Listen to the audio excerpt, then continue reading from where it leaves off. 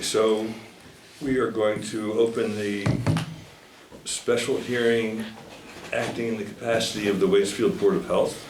Are there any additions or removals or modifications to the meeting agenda? We do have some agenda changes to the select board meeting. We'll do that when we open up. Okay, so we'll move on.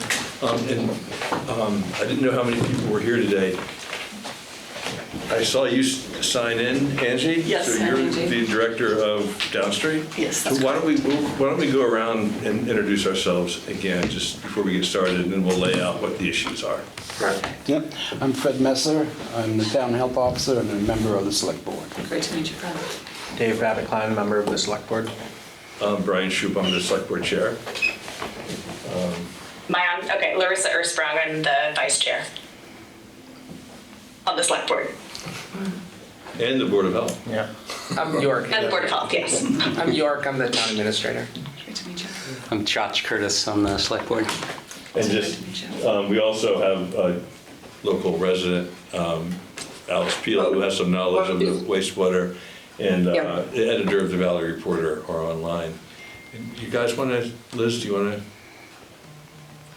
introduce yourself? Yeah, hi, I'm Liz Coda. We live down at Vermont Trailer Park. Nice to meet you, Nice Liz. to meet you. I'm Wayne. Nice to meet you, Wayne. Jess Tompkins lived there too. Great to meet you, Jess. You? And I'm Peggy Mulhern, and I'm on the board of Downstreet. Great. And as you introduce yourself.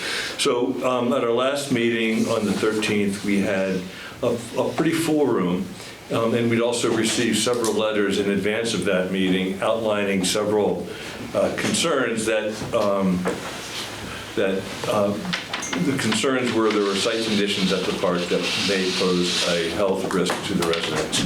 I'll maybe categorize them, if I can, as the septic system. And the septic system has been an ongoing issue, and in 2021, the health officer, with the support of the select board, issued an emergency order to correct what was a failing septic system, I think was the understanding. There was some back and forth with DEC, Department of Environmental Conservation, Downstreet.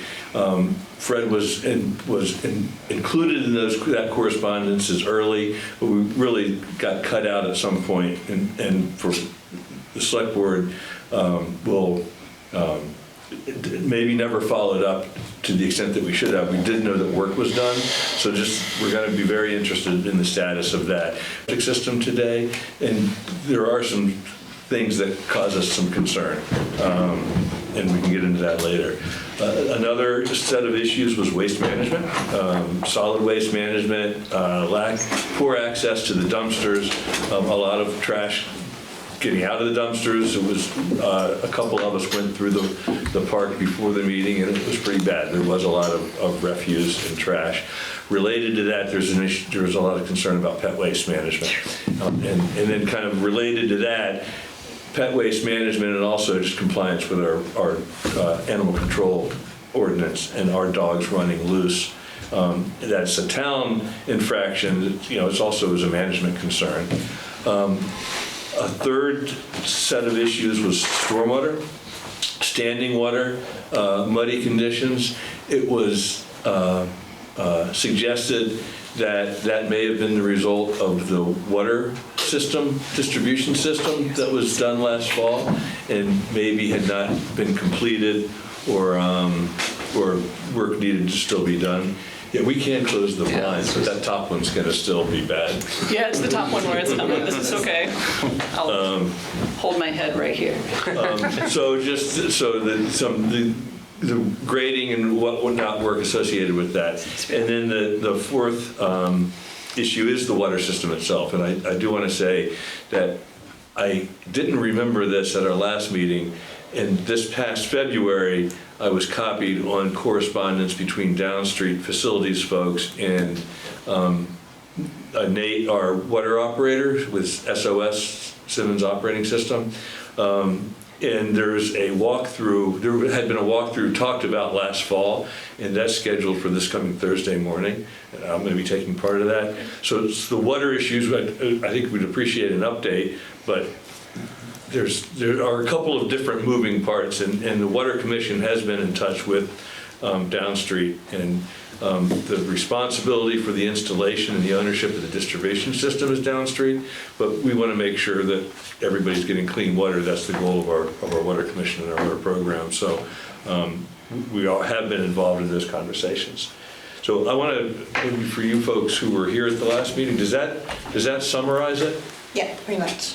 They have been in the park last week last week. That was clear today. There had been work They did a done. couple of things. Yeah. They cleaned out the pump house around the it. dumpster. And then behind the dumpster, all the trash that was going down Yeah, in the field, they cleaned that up. yeah. And that's it. And then they dumped off a bulldozer. Kingsbury's did late this afternoon over where the dumpster is. That's all that's been done. It's just sticking on what the concerns and the issues are.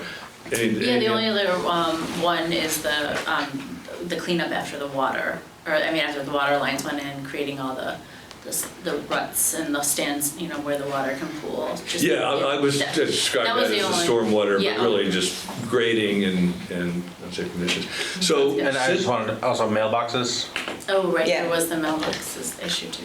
so, and some of these issues that have come up are management, landlord-tenant relationship, and some of them we felt we didn't take any action or reach any conclusions, but I'd say that we did. I think I'm speaking for the whole board. We were concerned that it was providing health risks, that some action, if we could take some action to fix it, we would do that, and we're still exploring what that would look like. I think our hope would be you would be responsive to the concerns in a pretty quick, manner, and we wouldn't have to do an emergency enforcement action, or what is it called? General health order. General health order. There's two, as we've learned, as we've become the Board of Health, which we hadn't been for a long time, that the health officer has the authority to do an emergency order. That needs to be backed up by the board within 5 days. That's what happened in 2021. Or we can take our own action and issue a health order. So since the last time, York went to Italy. It wasn't in the office for most of last I week. went to Montpelier. Sorry, York. I went to Switzerland too. His daughter is there. So I was late to reach out to you, and we did not give you a lot of advance warning that we were having the hearing. And before I was able to send a note to you, I did get a response from Jenny. Yes. Yeah, and she detailed, or not detailed, but kind of reviews several actions that you were looking at taking. So maybe, unless any of the board has anything to add to that, I'd kind of like to get a response of where Down Street is on these issues, and maybe going down the list of what we could expect, what additional needs you guys might have, and what you're going to do to address the health issues. Yeah, absolutely. Would you like to take a chair? Sure. Happy to It'd be easier than talking to the You chair. can find a shadowy spot. Yeah, They follow you. it's all for John's light. I mean, it's beautiful light. This is, it's a gorgeous room. So thank you so much for the invitation to be here today. I want to start by apologizing. The piece that hits me the hardest is that this came to the select board before it hit my desk, and that means we have a breakdown in communication on Down Street's side. So I am sorry to you and your fellow neighbors that should not have been the case. And I want to say also, nothing that I'm saying moving forward is in defense of anything. It's an apology. We have dropped the balls. We were aware that we were struggling both on the property management side and also with communications with the people that we were serving. This is something that we've discussed at the board level. The board made a very significant investment as part of our strategic plan this year to create a new position. So that was Jenny Hislop, who you communicated with. We haven't had that position historically, and she's now the Senior Director of Housing Operations operations, and her role is to help us figure out the systems on the property management side so things like this don't happen. So preventative maintenance is strong, so if something starts to go sideways, we hear about it right away, and so that we're communicating with the residents of our properties in an effective way. For instance, you definitely should have known what was going to happen with spring work. The fact that there's just some equipment and some messes, that's a very clear ball dropped on our end. And then on the other side, on the communications piece, we are also hiring a community engagement specialist, and the goal of that person's role is to help us understand where we're dropping the balls. So, you know, the person who's answering the phone and then making referring you to the property manager, so making that connection, but also calling back a couple days later to make sure you got the call back, and figuring out where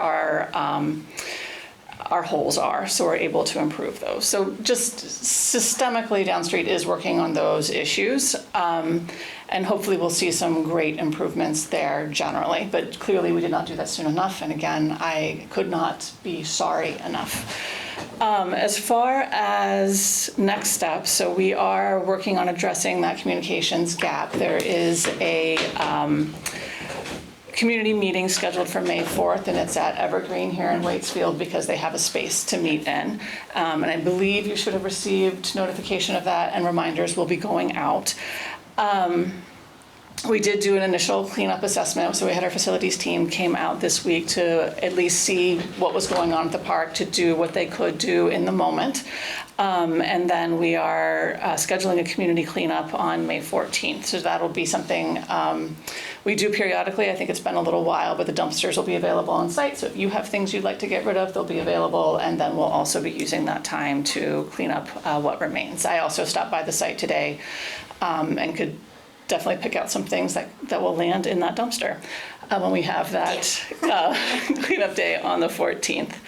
The new bear-proof dumpsters have been ordered, and we're talking to the vendor about fencing. It sounds like it will likely be chain link as opposed to wood, and I'm not 100% sure what the difference is or why is it what's there is wood now, so why we're replacing with chain link. But I know one of the issues we have at this site is folks in the community dumping near the dumpster, so large items that are not from residents of the park.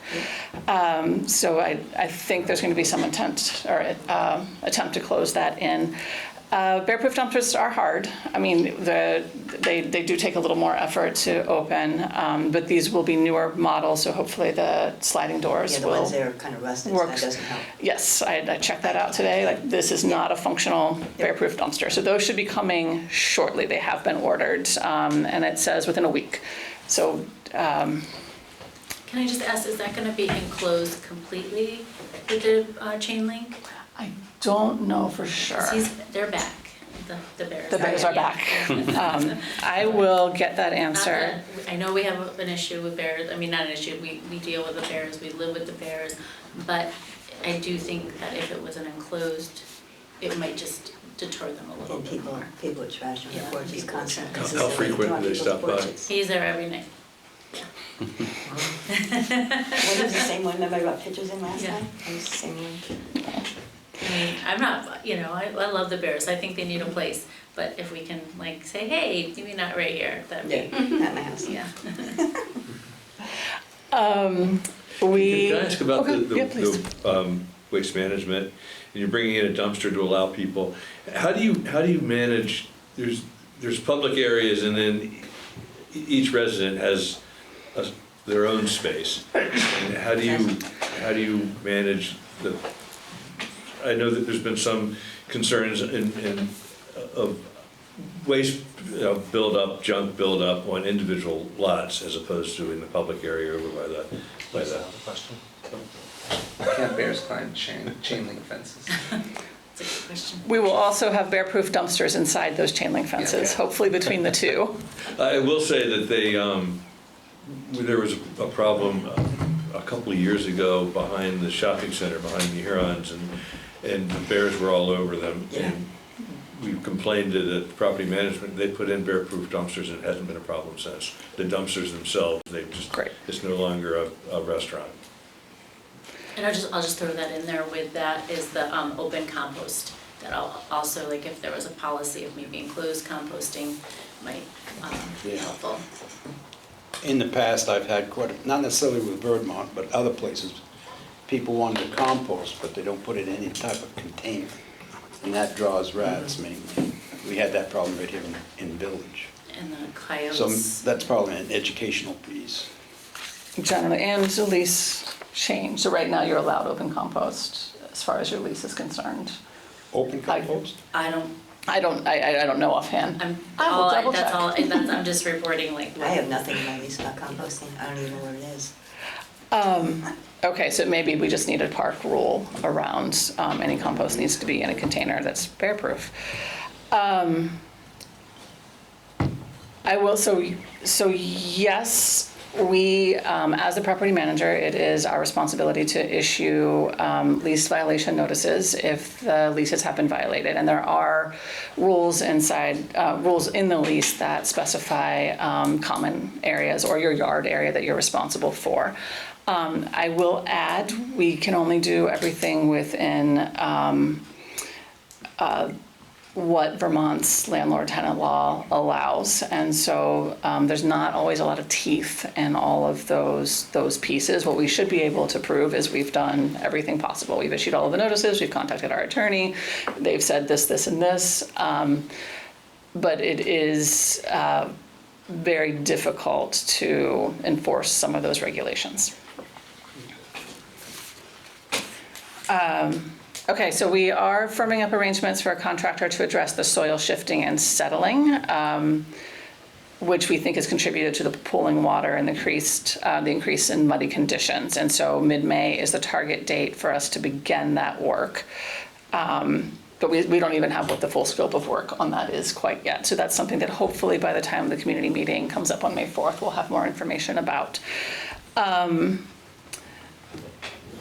As regarding the placement of the water pipes, I'm not sure this is a question that you just brought up, but I have that on my list of notes. The engineering firm Grenier oversaw the project. The water has been tested and is free of contamination to date. And then on April 30th, on Thursday, you referenced the team will meet with the water commissioner and the water operator to test all curb stops and review concerns regarding placement. Staff, go ahead. One of the concerns, which is obvious, is that the curb stops need to be flush with the ground. And that's going to be an issue in some instances. So have that conversation when you attend on Thursday. I'm hearing different things. So I've heard that from some people and I've heard from others that if you make these flush with the ground, they're going to be underground when we need to actually turn off water. Nate Fredericks, our water operator, he's been the water operator since we've had the system, was away last week too, so I have not talked to him. Great. So I kind of want to put a hold on the water conversation as well until it's better informed and I can get Nate to look at the plans, go out on the site with the contractor and with somebody from Grenier. So that can be a further, we're not ready for that. And it does sound like downstreet and all of the appropriate people will be there on Thursday, so that's fantastic. And this is the pipes coming out of the ground? Yes. There's still people that can't get in the driveway because they're out of the ground. Yeah, so that will be the conversation on Thursday about what the right piece is, and then we will communicate that information to you, one way or the other. Gotcha. And then it sounds like there's been some concerns about water pressure. They're also going to have that conversation on Thursday as well, to see if there's anything they can. I haven't heard, is there a lack of water pressure? I have it on my list that some homeowners have raised a concern about water pressure. Actually, I don't have an issue. we had Irving come over this afternoon for the meeting. The pressure valve on our hot water heater, third time it's blown out within like 5 years. For having too much pressure? Too much, yeah, and then, yeah, and they said that they can't do they said they can't do anything because it's runoff from the pump house. It's not like we're individual, you know what I'm saying? Yeah. And like sometimes I'll turn on the bathtub and it's like, whoo, and then it'll go away. Or you turn on the I'll talk to Nate washer. about that, because, I mean, there's a lot, it's under a lot of pressure coming off the hill. Yeah, Yeah. okay. But I mean, you know, it costs almost $400 each time they come out. Yeah, to do it. And it's getting let me old. make sure that we Fair. have that on this. Does each meter not have a pressure reducing valve? He told me there There's only wasn't. one pressure reducing valve for the whole mobile home park. I don't know. That's what I was told by Nate years ago. And Nate would know. But then again, it could have changed, I don't know. Well, that was years ago. Yeah. Yeah, this, Probably 4 years ago. this new system, we'll have to figure it. Did it change since last fall? We still get that rush, not all the time. Did it get worse after the new pipes? but About the same. I'm Okay. gonna say about the same. Okay, we'll After check the dirt with, gets out. we can talk to Nate and Grenier about that. That would be fantastic. And then the septic system, of course, is more complex. We did have an initial conversation with Grenier today. There has been a solution that was designed, and it sounds like not all of it implemented. And so we're waiting right now for a cost estimate on what the implementation will look like. It also sounds like we bought a pump, so we've already invested $30,000 into the system. So it does make sense for us to continue, is my guess. But we'll have better information as we continue to work with Grenier around that. Do you know what the solution is? What his suggestion is? Let me see, I have notes from the meeting.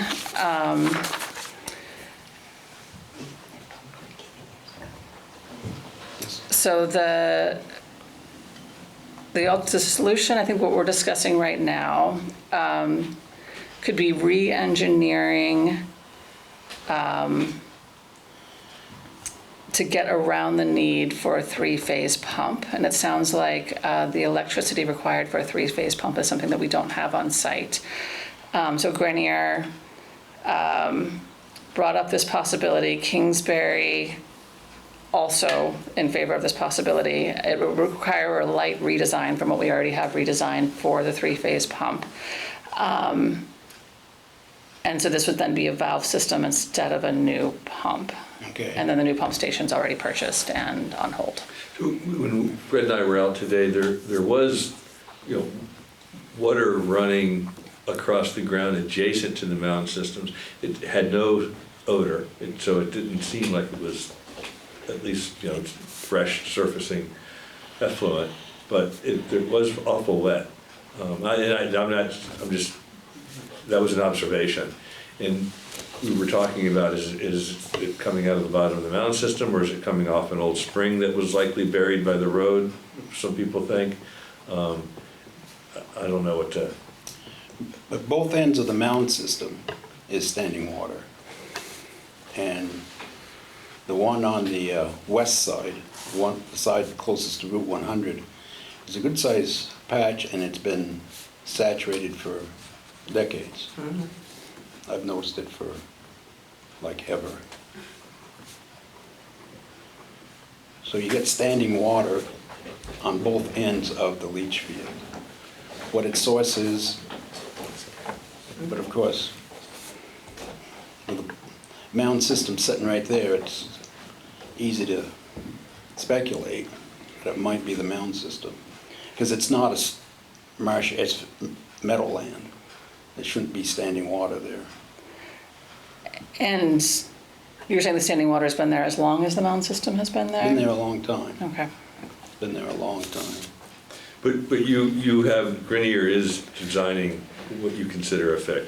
Yes. So there's, I guess, Grenier and Kingsbury working with Yep. downstreet staff to figure out what the fix could be. They're in the process of a light redesign, and we're waiting on the cost estimate for that work.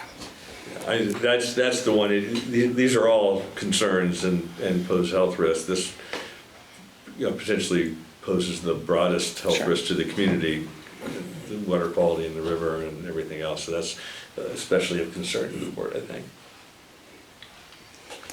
And then go ahead. Unfortunately, there's a ditch going from Verdmont straight to Mad River. I talked to Ms. Peel about that today. Yeah, it's very important for all kinds of reasons. Exactly, Yeah. exactly. Where are the dumpsters? Oh, that one, So any board have any questions? There was one gentleman at the hearing 2 weeks ago who mentioned in his lease at least, and maybe in some other people's leases, some commitment to some frequency of walkthrough or an inspection commitment, which might be involved in the other work you mentioned at the outset that you're working on improving. But I just wanted to, because I don't believe he's here, so I wanted to mention that. He said that would solve a lot if there was drop-bys and walkthroughs on a frequent And the basis. last person we saw was Jack. He used to work there. And And that was years ago. And that's it.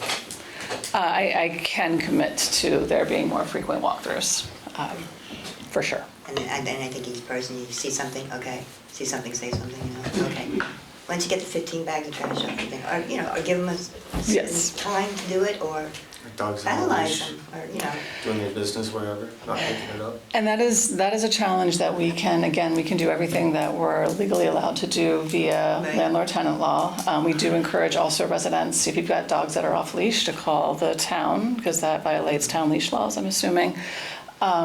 Because our enforcement options there can be somewhat limited. Okay.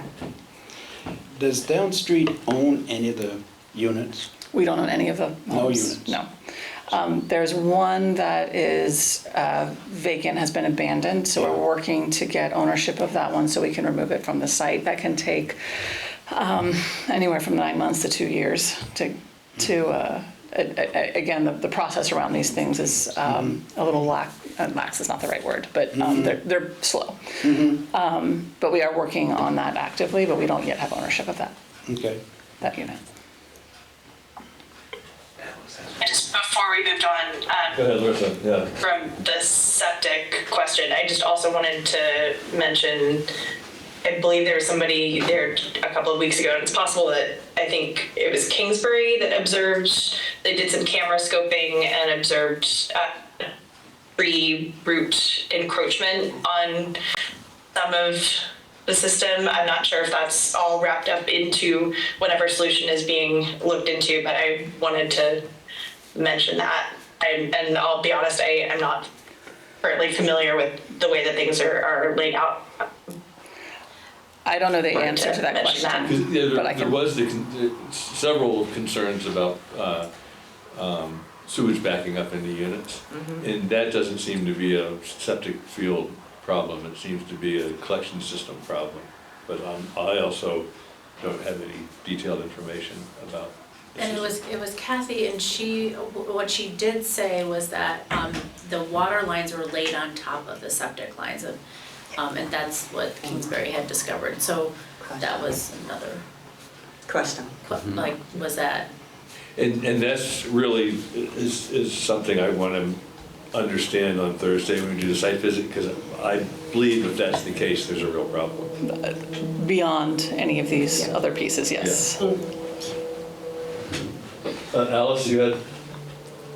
Yeah, I just, Angie and I spoke, long convoluted way we got together was through a guy I work with at CVRPC. His wife is on Down Street Board, so I got hooked up with Angie to tell her what I learned through going through the history of the DEC permitting and documents that are up on that you can go to the DEC permitting database and find these documents. And there has been a problem with this septic since 1997, when it was owned by Lafayette Properties. And what started happening at that time was there was a leach field that was in use, and that leach field failed. So between 97 and 2002, 2004, McCain Consulting came in and designed and put in the current mound system, which is recommended for this type of environment and this type of soils that exist there. The soils are classified as floodable, and there is a Vermont rating that calls it marginally acceptable for septic. So the septic system that needs to be there is a mound system rather than a leach field system. And McCain did it. And as I understand it, reading a memo from McCain, and also from the Department of Environmental Conservation. One of the things that needs to happen with the existing system is yearly maintenance, where there's 4 channels that go into that mound, and they should be flushed every year. And Angie and I talked about it's possible with change in employees, change of staff, et cetera, that didn't flow down through Down Street to make sure that maintenance wasn't being done every year. And I went past the mound twice today, and there is failure there, and you can tell by the fact that there are saplings growing up there. Little trees are coming up out of the mound now, and other kinds of reeds and flotsam. That shouldn't be happening. That can indicate a failure. But DEC is very familiar, from what I was reading through the history. DEC knows Verdmont very well. They had been there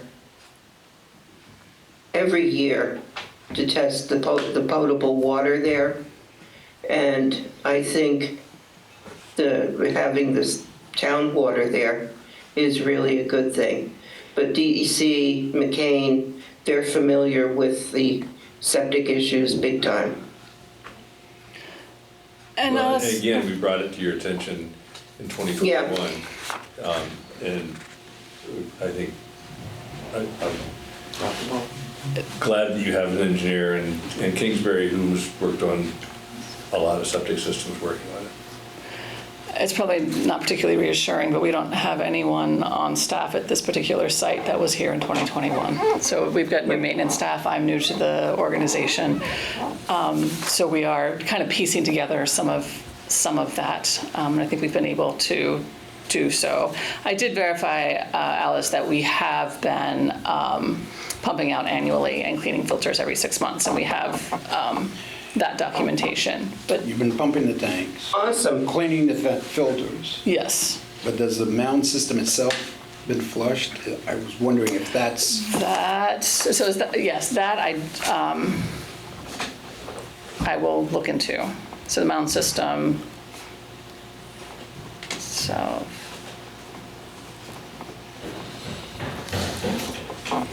Thank you. I just know that you've had different staff and leadership changes a lot lately, in particular from about 5 years ago on. And that has, I have a unique perspective. I've lived next to Meadows for 30 years. I ran an organization that was across Baldwin Street from one of your units in Montpelier. So I've interacted with a lot of your residents, and I've heard communications issues in the last couple of years have been raised several times. And we are working really hard to address those. If you continue to hear that, please reach out. Yeah, I wish, Angie, you had been here at our last meeting, because there was 15 of your customers here incredibly frustrated and wrote pages and pages of letters documenting their concerns. And I don't blame them, it sounded horrible. We watched the footage. We narrowly held up that emergency order and contacting the state, contacting DEC at our last meeting. I'm really glad you're here today, and I'm really glad to hear that actions are starting to get rolling. But I want to frankly keep this on our radar and keep that option open, because what's happening there over the last multiple years is not acceptable. Agreed. And you guys have a lot of facilities in the town, and you're providing a service we really need, but that service needs to meet a level of care for your customers. 100%. You know that better It's than I do. especially I'm sure. challenging on this site. I mean, it's a unique housing opportunity. It's very important to the community. There's not other areas with this housing opportunity, this density, but it requires good management to make it work. Agreed. And it's failed, yeah. Mm-hmm. Oh, shoot. Who'd you lose? Oh,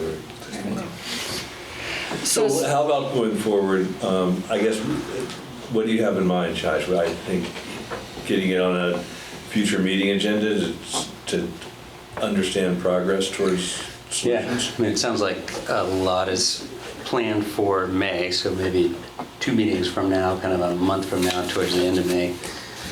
I think our only meeting in May is the 11th, is that? That's correct. Okay.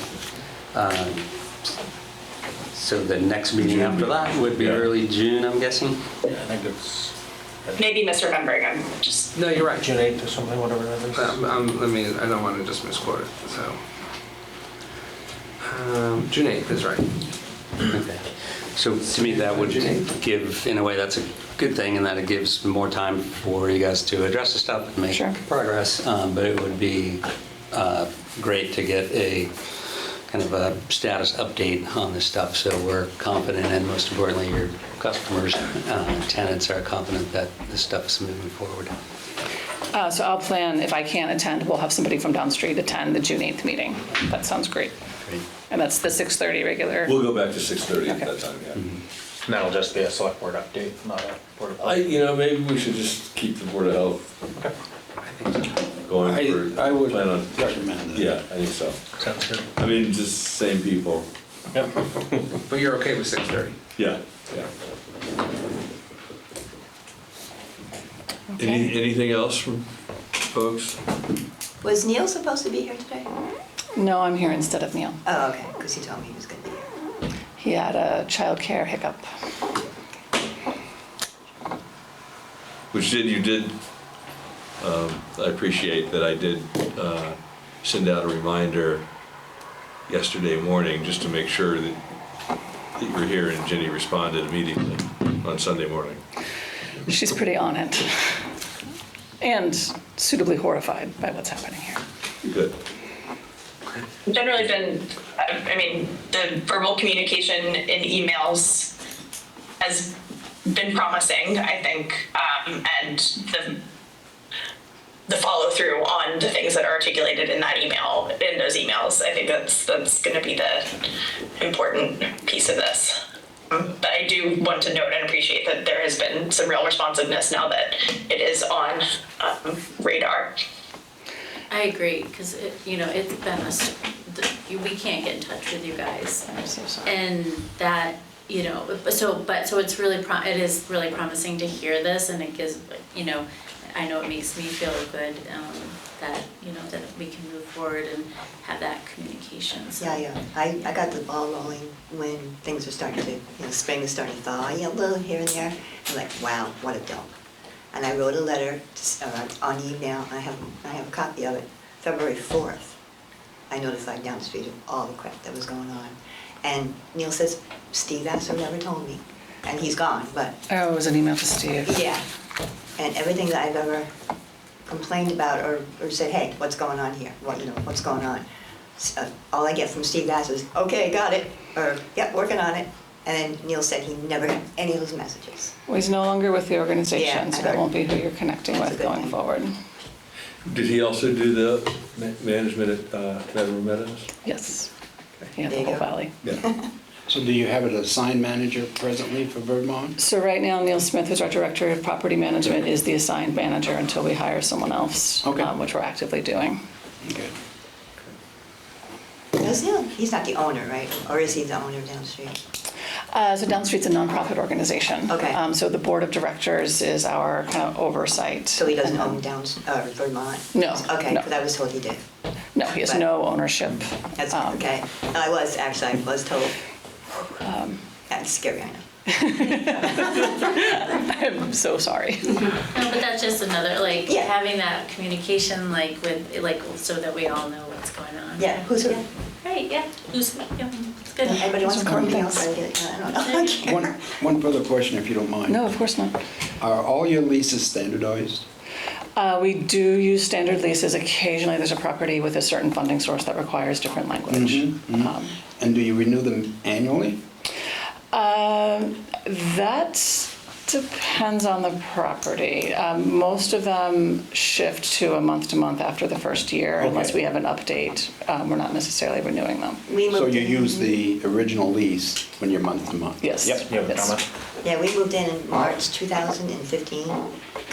We did closing, we got the lease. And then 2 months later in June, 3 months later in June, then we got kind of like basically the same thing, but it was worded different. When we moved in, we couldn't have a dog. There goes the dog. But everybody else does.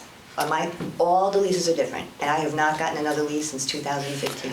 My understanding is that there are no dogs allowed at any of our parks. The caveat being that we have to accept any request for, any reasonable accommodation request for service or emotional support Right, animals. that's the 2 people that I know of don't live there anymore. They have the service dogs. Yeah, so that's Now, a people have possibility. 1, 2 dogs, just beep, doing what No they want. leashes. No leashes, going Doing their that business way. whatever. And then- That's not okay. No, Right, but we it's have to be not. careful because then people were allowed to move in and who have beloved animals. So I wanna be cautious here on what we're talking about because we have some bad apples Yep. that, most people I know leash their dogs. So we're treading a takes a fine few. line here, right? Yeah. So I wanna be really cautious and protect the people who do have well-behaved animals. Right, and I have a letter, well, Neil's not here, but I have something for him next time we see him to let him know. And he knows I talked to him on the phone last week. Because that would be a hardship for a lot of people. And This would from be- our standpoint as a Board of Health, if you comply with the leash, the animal control ordinance, and the dogs aren't allowed to create a health hazard, that's really a landlord-tenant. We have a community Conversation. meeting, and this is a great topic for that. I know it's in kind of early funny, May. when I talked to Neil last Monday, or, yeah, Friday or Monday, he said he would put an addendum on our lease that we can have a dog now. You're just gonna change it over the phone like that? So And I'm like, no, first of all, we don't want a dog. We don't want a dog running, even leashing with other dogs running around like crazy. It's So kind of- so this would be a great ridiculous. conversation to have on the resident Yeah, yeah. meeting. Yes, for it. yes, let's On definitely. the 4th, yeah. Would it be okay if somebody from the town attended that meeting? Yes, absolutely. Assuming it's okay with residents. Oh, yeah. I feel like we're on partnership. And what time is that at Evergreen? 5 to 6. 5 to 6 is what comes to mind, but 5 to 6 in the community room at Yeah. Evergreen. Okay, so you guys are moving on a lot of different fronts. You're improving your communications, having a meeting moving forward. We're going to put this back on the agenda on June 8th and hopefully get a real positive update that everything's heading in the right direction. All right, are there any updates you want before the 8th? I think the water system is going to be a work in progress. Okay. And if anything does come up about anything wastewater system in particular, maybe let York know. Okay. I'd like to know about it. Yeah, and our health So officer. York and Fred. And it was a bit of it kind of fell into a black hole that I think as Downstreet and DEC were talking about fixes, since this stemmed from an emergency order from the health officer and the Board of Health, it would be good if we could be kept informed of that kind of ongoing process. Okay, will do. Appreciate it. Is there Appreciate it. anything as tenants that we can do to keep an eye out of something or I don't know. I think I appreciate that you did a great job reaching out to the town. This is what we're here for. We heard rumors, talked to people that things aren't great, but really didn't realize how it got out of control, and bringing it to our attention. If there's anything that you feel like we need to know, by all means. Okay, Yeah, absolutely. all right. Yeah. Well, thank Greg's you very available much. 24/7. 24/7, huh, Fred? Even on Sundays now. Thank you so much. Thank you. Yeah, I apologize. So let's do you have a motion to adjourn our Board of Health meeting. So move. So move. A second? Melissa, second? Yeah. I'll second. All in favor? Aye. So now we'll open the Waitsfield Selectboard meeting. Are there any additions, removals, or modifications to the meeting agenda pursuant to 1 VSA section 312D. Thank you both. Thanks, guys. Thank you, guys. I do have a couple of changes. We don't have a treasurer's report tonight. I had, with vacation, Steve was on vacation. I did talk to Sandy and Steve a week prior to last week, and they had drafted a treasurer's report. We're finalizing it for our kind of into the third quarter, and didn't know, I did not say, hey, we want you on this meeting's agenda. I didn't tell York that until the end of last week, so it's my fault, but it's not a problem. They wanted to sit down with York and go over it before coming and presenting it to us. We're gonna do that Wednesday. Okay, so we'll put it on the next meeting's agenda. I will say it's a very positive financial report. No surprises, no unplanned expenses. We have revenues over budget, a lot of it stemming from grant reimbursements from expenses in prior fiscal years. So it all is going to look good. But we'll let Steve explain that.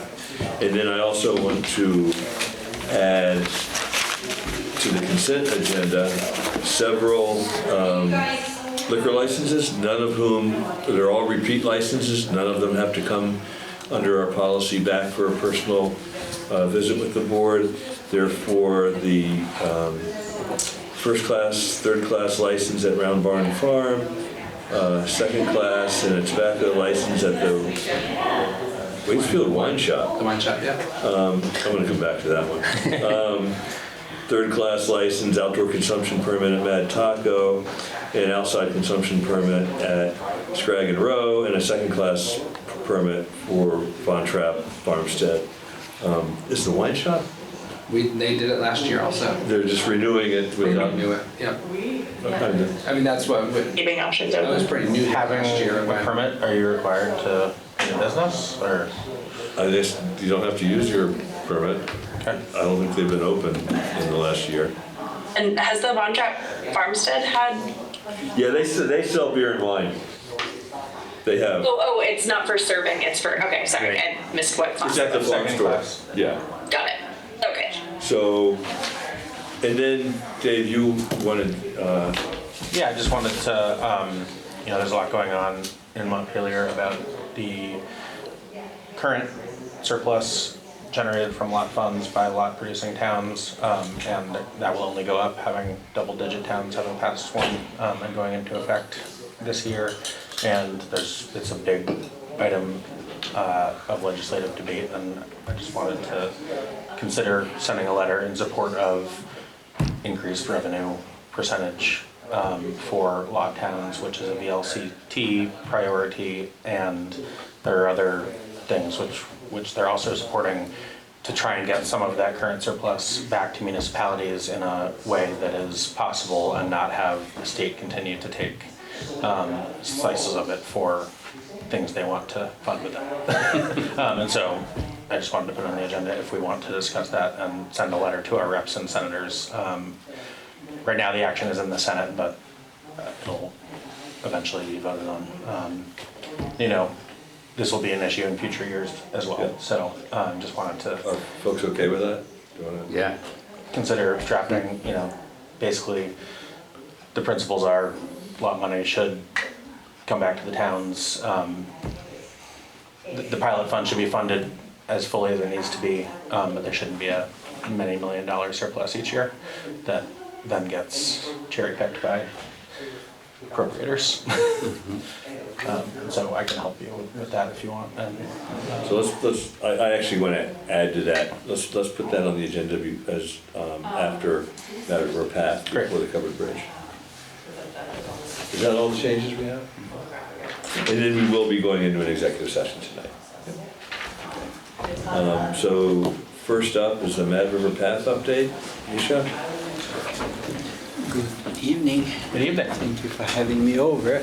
If you don't know Sam is the director of Mad River Arts. She's joining me. Hi, Sam. Hi there. Hello. Hi. And Hi, Sam. Hey. Mad River Arts approached us a year ago with the idea of installing public art along the Medro path.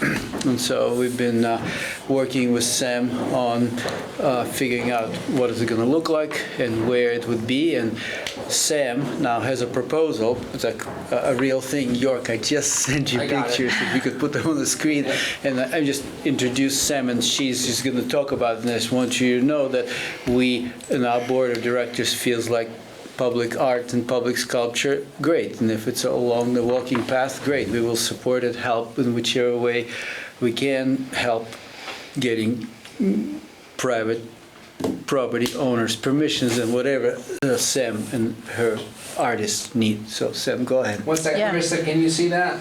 No, sure can. I can see a very small slice of your Outlook inbox. If it'd be easier, you can also just, forward it on email. I know for, the record, It should be there, right? it'd be better to share screen. No? I can see at this point, You don't see a big I image? think a small slide with a sort of geometric, Yeah, that's it. multicolored shape. Okay. That's it. I don't know how to do And please forward it to me as well. that. Okay, Please. Lisa. Thank you. I think this is, I don't know how to zoom this in without saving the pictures, and I don't want to take time to do that. Is that Yeah, okay? they might need to be bigger.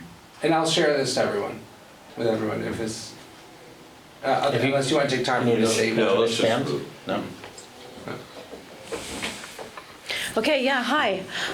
So I'm Sam Talbot-Kelly. I'm the executive director at Mad Arts.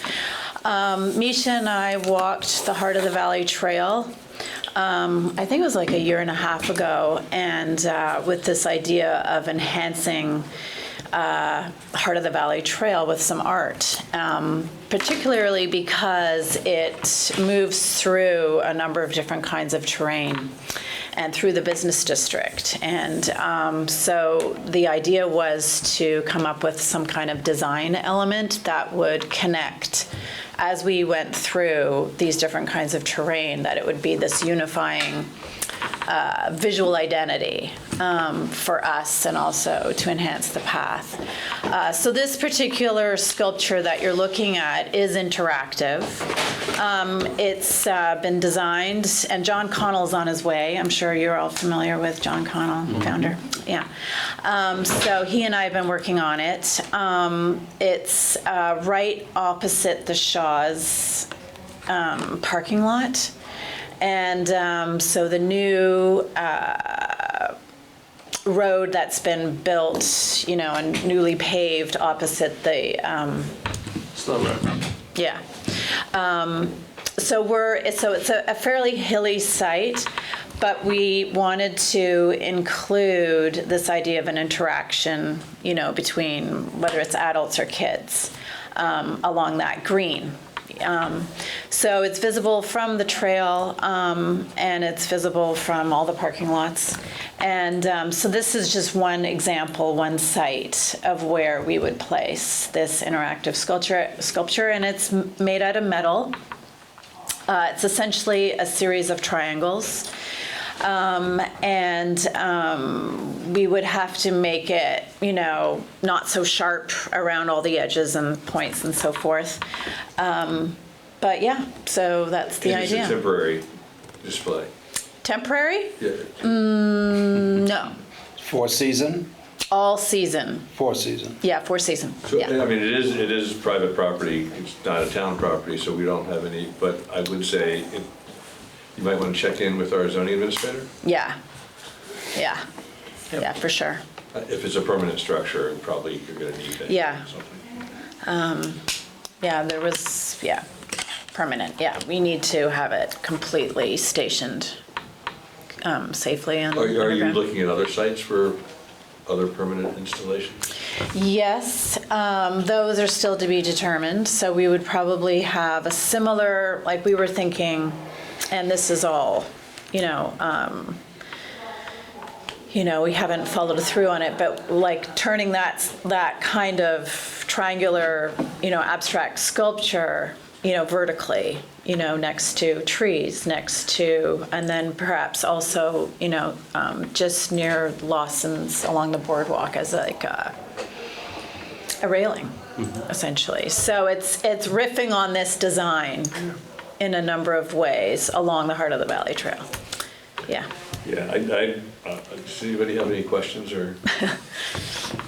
I mean, I think it's awesome. I'm trying to remember if this is part of the Irishville Village Master Plan at all, if this lot That was going to be my question. is part of that equation when wastewater comes in. Yeah. So that's just. We need to explore That that. said, I love the design. I think it's wicked awesome. Yeah. And really colorful. I mean, those aren't the exact colors, but we would make it pretty colorful. Yeah. Yeah, I would definitely check in with JB because it is a structure and Okay. it'll have to meet whatever. I love the idea of this. When I go to Montreal, one of the things that I love the most about being there is the amount of public art that you can just sort of be in and around. And the idea of this is really, I am tickled by it. I hope that it's feasible. I do think that depending on sort of what the construction of the sculpture requires, and I may be misreading where this site is, but I think that some of the mound system for the Shaws, I think some of their septic might be, this is sort of way down the line, but sort of from a high level, I am personally a big fan of the idea. Yeah. Cool. Yeah, my one thought Implementation. with the checking in with zoning, and if it is going to count as one of these private landowners' structures towards their limit, that might be a place that we can look at. I don't know, or the zoning board, planning commission can look at an update but that's down the line. You need to check with JB first about kind of what the rules are in the current process. And I have received a grant for it too from Vermont Community Foundation. You'll be needing to talk to the property owners. Yeah, for sure. Yeah. Because wouldn't they have to apply for the permit, the property owner? Oh, yeah. Oh, yeah. Oh, yeah. Oh, yeah. No, we'll help Sam with that since it's along the path. We just wanted to communicate to you, just so you guys know what's happening. We'll go to JB, and then we'll go to the property owner. Yep. Yeah. You've got a couple of other items to talk to us about. I do. You guys have any other There's questions? John. Do you have any more questions for John in terms of, he's the designer of this? A little late. Not late, actually. But if you have any questions regarding its structure or how it would be placed. Just really quickly, and when you say interactive, is that just in terms of being able to sort of occupy the negative space around it, or like actually sit on, or No, sit on it. Interactive can mean Yeah, no, they would be playing on it. Right? So you can see the series of structures, triangular structures there. So yeah, no, they would be, people could sit there, have their coffee, as well as kids, move up and down it. Yeah. okay. So not moving parts. Not moving parts, no. Interactive. This Okay. is, yeah, stationary. Sorry, John, I think we don't have any questions for you. This is as good as it gets, let me tell you. It's great. Oh, Sam has all the answers.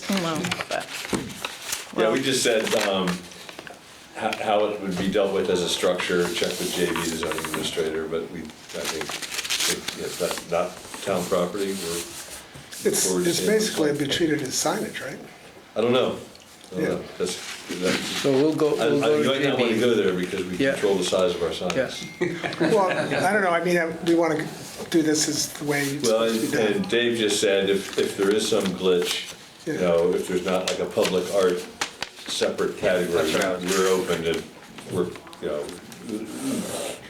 to work with the planning commission who would see if they needed to do anything. Sure, okay. Yeah, that's what Sweet. I was thinking. Thank you so much, Sam. Okay, we're done. Thanks. Thanks for listening. Thank you very much, Sam. Yeah, see you later. You don't need, you want these? Sure. Sure. Thanks for printing them. More, yeah, right? Sorry, I was here a little earlier. That's Sam. why. Okay, thanks so much, Nisha. Thank you. All right. I wanted to, first of all, update you on, for the past over a year, we've been working together with Mid River Riders and exploring the possibility of joining together as a one Mid River Valley Trails organization. We have had a grant from the Vermont Community Foundation to hire a organizational consultant, and we had lots of retreats. It's been going for a long time. We don't think we left any stones unturned. Both boards voted to merge the two organizations into one.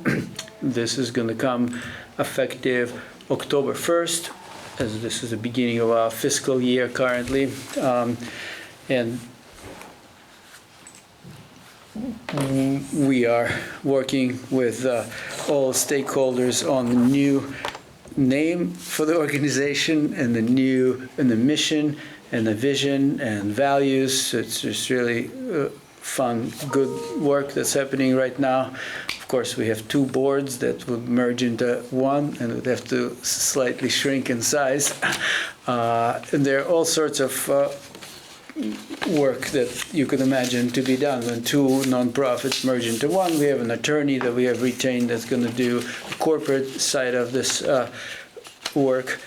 And then the big part of it is that by December 31st, we are going to have a new full-time employee whose job is going to be a stewardship coordinator. So now if you think about all our trails together, all our trails connected with the Medra path, that's well over 60, it's approaching 70 plus miles of trails. And imagine a full-time stewardship coordinator who during the trail season works with a trail crew and the rest of the year works on looking for trail funding, trail signage, kiosks, landowner relationships, and I guess the only other thing I wanted to say about this is, in the end, this decision is made because we recognize that there are all kinds of trail users, and then the best way to bring everybody together and to say there's no reason to have conflict between dog walkers and the runners and the bikers is for all of us to be members. We're all stewards of trails and the land, and once we make that switch, we hope to continue building culture of inclusivity and bring and everybody yields to everybody rather than conflicts between users. So I wonder if you have any questions. It's just informational announcement, more or less, for you all. Have you been? Where do the Mad River Riders, oh, sorry, go ahead. Go ahead, Larissa. Oh, where do the Mad River Riders live now? Mid River Riders In now, physical space? Sure. Do they have a physical space? They don't. They have a trailer. I mean, like a trailer. So Mid River Riders currently are all volunteer organization with a 12-member board. And what your question is really good, Larissa, because one of the things we need to consider is the physical space for the new organization that's going to have. We are growing. I'm going to update you in a minute on the implementation coordinator, but we will talk about this at a later I was date. gonna say, I think that may be outside the scope of today's conversation, but I didn't know and I was curious. No, it's a really good question. Thank you.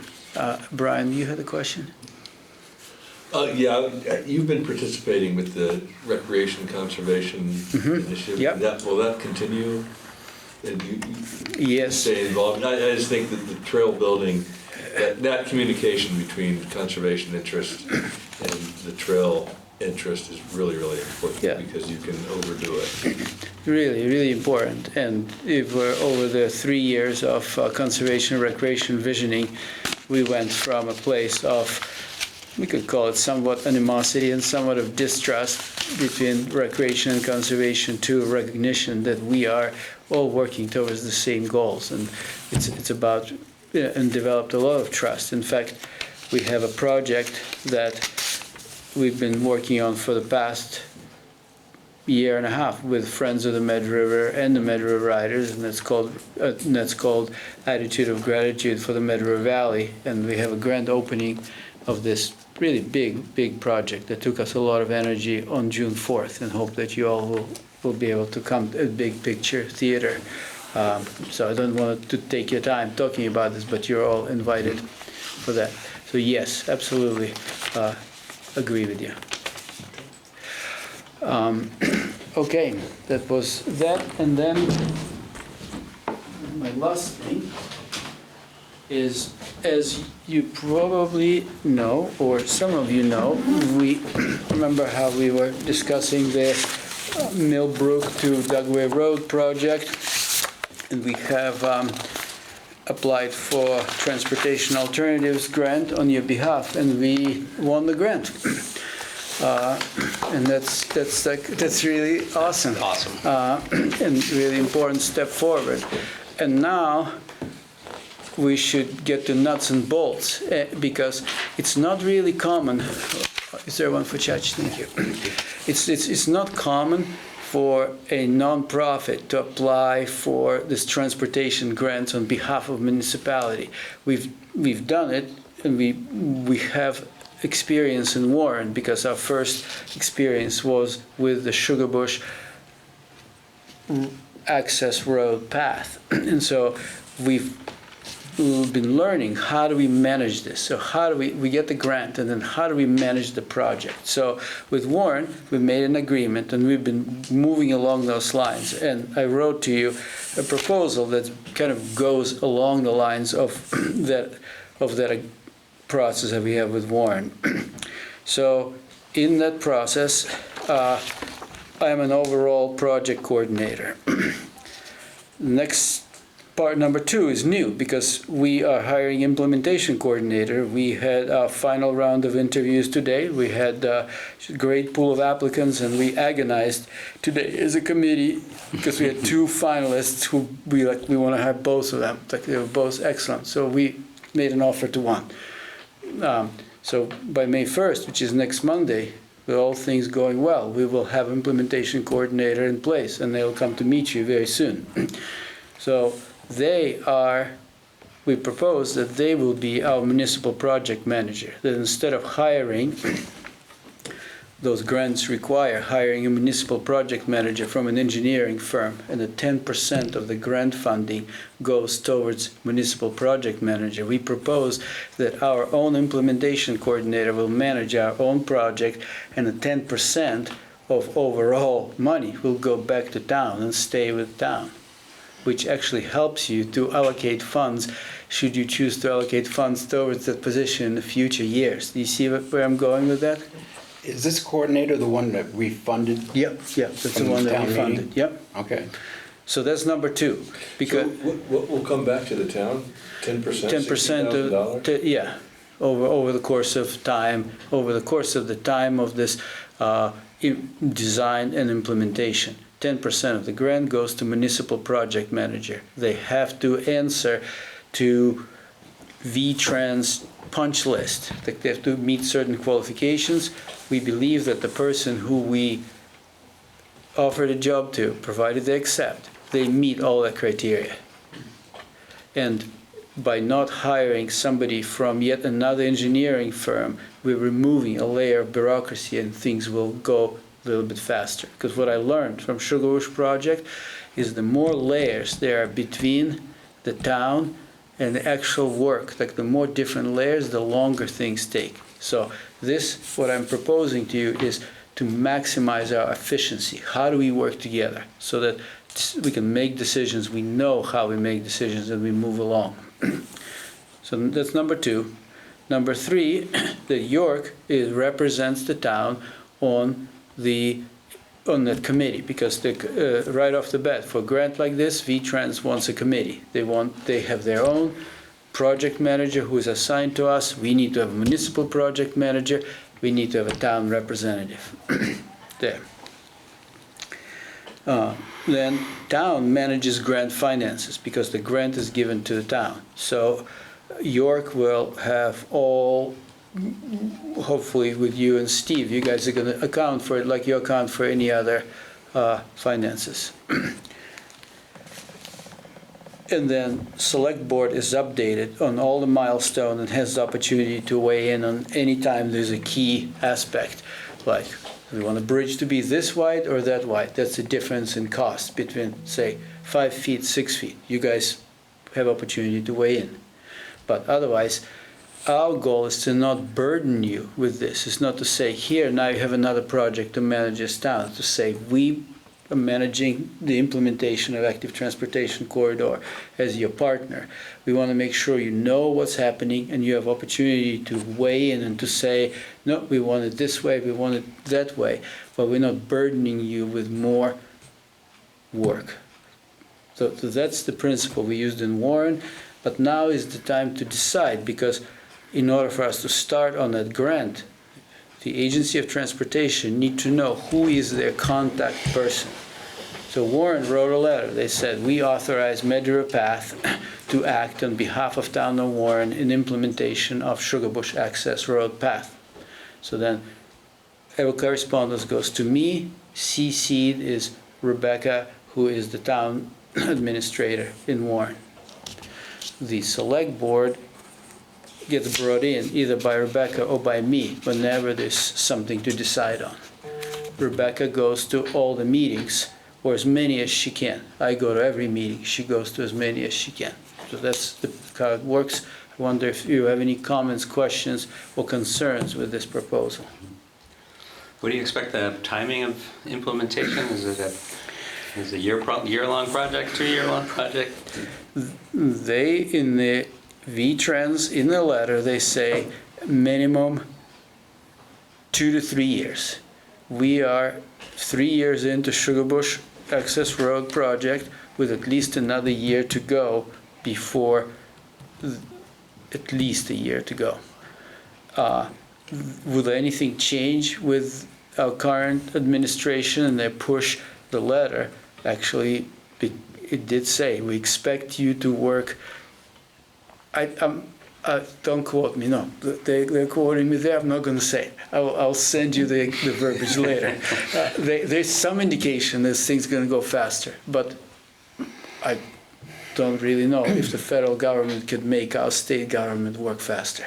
Right. And the biggest chunk of time holdup on the Sugarbush Access Road path was NEPA review, or? The NEPA review took squarely a year, and now we are in row. We're in the right-of-way part of it, with just 4 landowners, Sugarbush being the biggest one of them. But the way it's being done is not like, when you know about the right-of-way process. It's like they want for all 4 right-of-way letters to be prepared by town attorney. Took 3 days for town attorney. Then they take it into the review, and they take over 3 months to just read those letters. And so that's just kind of like the process goes between us and them, and it's just excruciating. And not until all the right-of-ways are finalized can we go to landowners and have them actually sign the right-of-ways. And not until then the VHB are allowed to start developing final plans, and not until then we are allowed to apply for additional funding, because we got that grant 3 years ago and inflation has been crazy in this 3 years. We need more money. So it's like this is a very prescribed process. In the end, they're going to be a very durable path. So what's going to come out of this in the end is going to be really well engineered and built. But boy, it's taking so long. Yeah. And so I'm just trying to learn and glean from that process, like what can we do better, and having our own municipal project manager is one thing. Mm-hmm. So can you, based on the Warren project, just give us a high-level overview of the kind of the sequence of operations? I'm assuming it's like design, engineering, permitting, reviews. Yeah, construction. preliminary design, 30% preliminary design. Well, first selecting, procurement of, first is procurement of municipal project manager, then project kickoff, then procurement of the design firm, then preliminary design, 30%, then NEPA process. Then once NEPA comes back, then right-of-way process, then final design, then procurement of bids for construction. Mhm.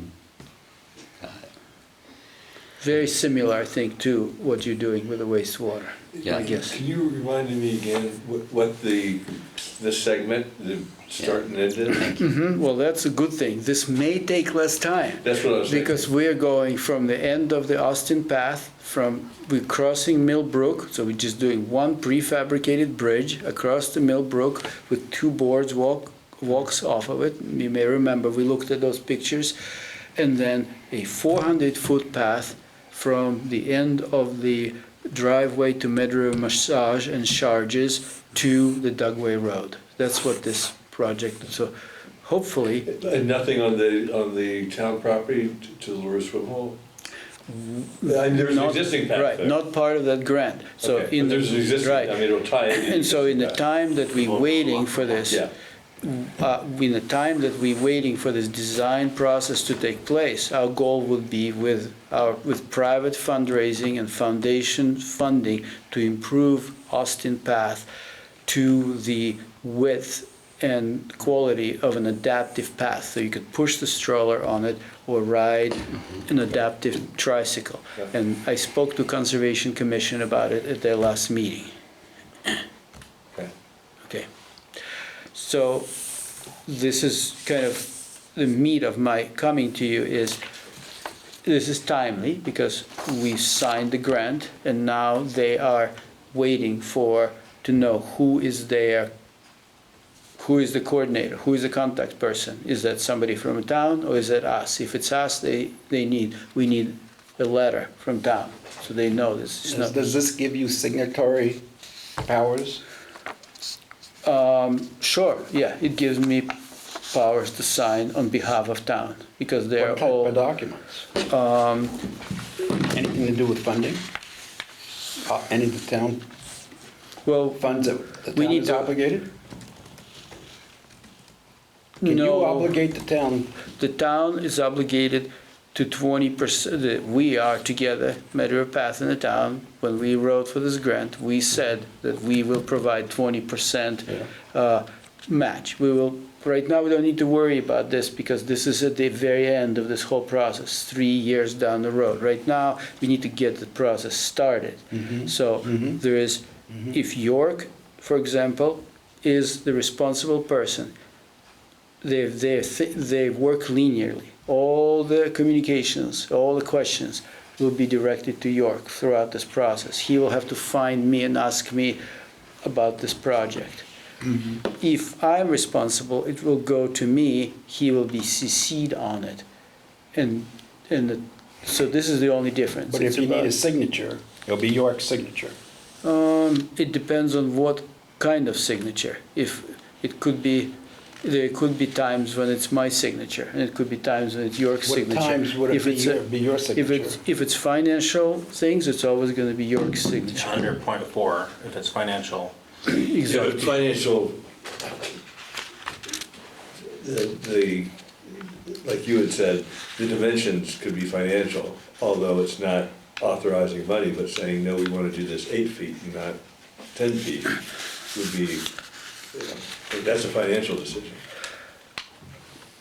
So any decisions that has to do with what things are going to look like, it's a town project. You guys, it's my responsibility to bring them to you. So I'm coordinating this for the town, same way as, say, maybe Josh was coordinating the wastewater project for the town. I'm not deciding, I'm moving it along. You're deciding as a select board. Yeah, I'm just not sure. It seems like it overly complicates it, not less complicates it, that without, it just seems like it's another grant York would sign off. You're still going to be pushing the the committee process forward? They are, basically, they're saying who is the town representative responsible for the implementation of this project on behalf of the town. So, and from that point forward, they will communicate and direct questions to this person. I don't have a problem with that. We work together with York. It's more about, I don't want to burden him with implementing this project and them always reaching out to him with all sorts of things.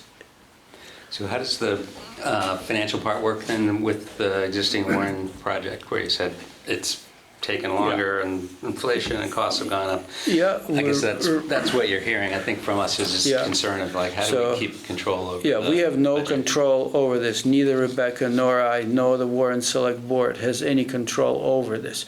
The engineering, VHB is sending us their itemized bills. Both of us look at them. If she has any questions, she asks me, did they do this work? I say, yeah, they did this work. And she pays them.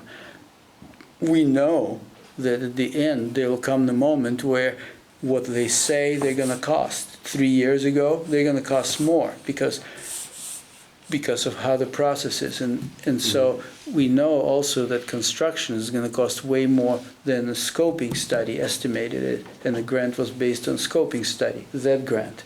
So we know that there will come the time when we will need more funding to implement Sugarbush access road path. Also, we know that V-Trans have a system where if they already are in the project and they approved it and they're moving it along, they will allocate more funding and they will not ask for more local match. Because at that point, they just need to finish it. And it's in their best interest. And they explained it to us. We're just not allowed to apply for it until the right-of-way process is complete. Got it. And then we wait for the next grant cycle. So it's just frustrating. Like we could have applied and had the money in hand, but.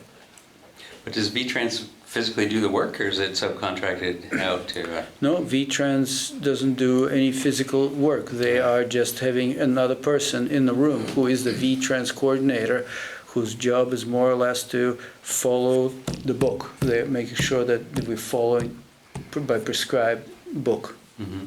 Right, so once you get to final design and quotes, and it costs more, you're saying V-Trans will Right, at that point, cough up more money. yeah, at that point, even before that point, VHB, in that case, they will tell us, once we finish right away, and they will say, we think that with the current costs, you guys need X more amount of money, go find this money.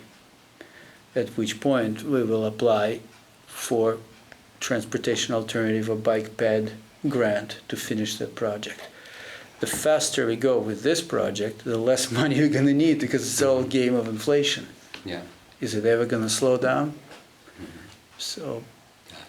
And do you know the timing of the match? Like, guessing that we would need to commit our money first, or Committed at the end. They will bill us. They will bill us at the very end for our. They'll ask for our money. And what York, you will need to do. You will need to. And it's kind of up to town. You could do it monthly. You could do it quarterly. You ask for reimbursement. You ask V-Trans for reimbursement. So I'm not going to be touching any money of this, nor do I have any control over it. It's like a very prescribed process, how it moves along. The only times it may take more time, if you guys, and we've had this in Sugarbush, example, there was a culvert on the Sugarbush access road, and the engineer said, well, would the town like us to include this in the project to help facilitate this culvert is way too small. And the town said, no, this is just going to add costs because this is let's not complicate things. So if we come across anything of that sort, you're going to have to make a decision. Mm-hmm. Okay. That's similar to wastewater, where the design process we're submitting for reimbursement quarterly, and takes a little while, but But we've always gotten it. Yeah. Luckily, we have the financial stability to be able to cover that. Yeah. And the reason I want to organize it within and have a clear agreement is because this is the first of several sections, right? We need to be, and we are working with, just now, with Warren and Waitsfield, and then we're going to continue on. And it's just good to have a clear agreement. I don't want to insist on this at all. It's just it's good for me if it's consistent with all the towns. It's just easier, but you guys decide. But I do need for you to decide, because we need to tell them who is the person responsible for the grant, for the project implementation on the town's behalf. And we need to decide about the municipal project manager, whether we're going to go through a procurement process and hire an engineer from the outside, or use our own implementation coordinator that we are hiring to manage this process. Well, I think our expectation with that position is that person would be doing a lot of the legwork. I think there's just a little uncertainty still about what authority is being granted and what the accountability will be. And I had hoped that you and York would have been able to kind of walk through that today. There's no blame there. You've had a busy day.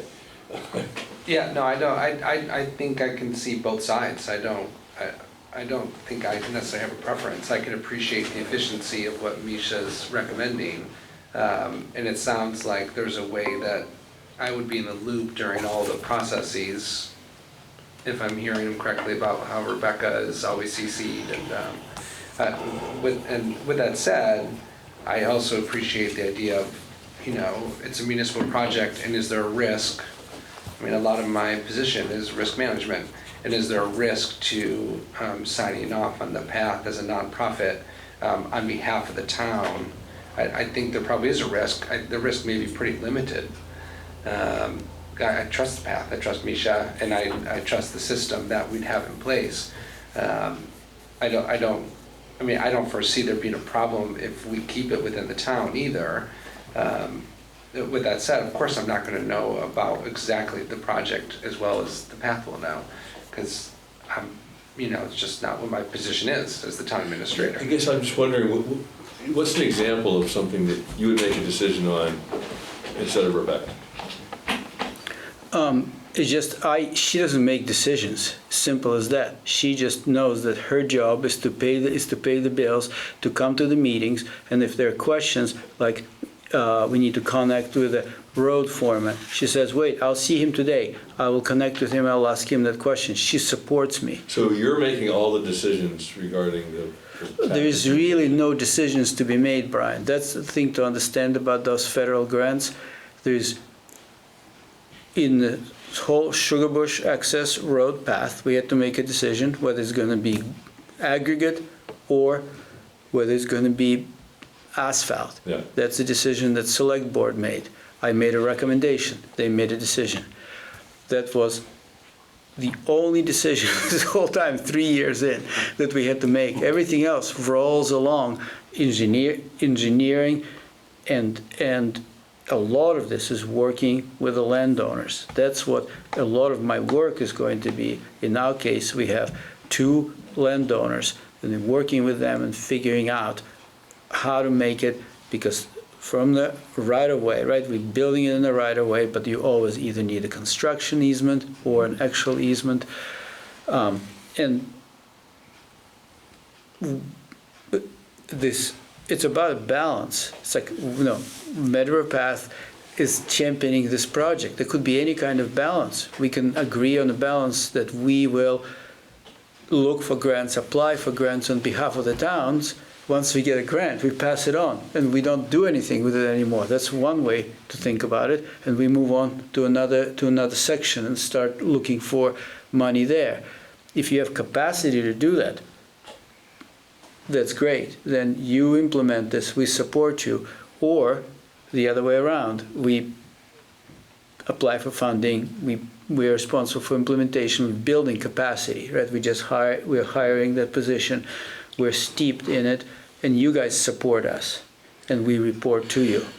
That's the decision. Makes sense. Where is it kind of, where would it be spelled out? Like, is there some contract eventually with V-Trans or in the letter that we send that says, you know, like for the Warren project, the decision on what material to be used went to the select board in that case? But was that ordained by any legal document, or was that you went before the select board and said, I want your blessing on this? How does that kind of work?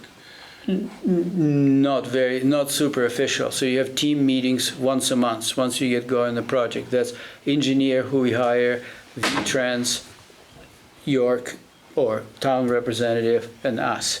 And at those meetings, we move along the process. And if decisions need to be made, like this, they said, so what kind of surface you guys want to have? Let's discuss it. We discussed it.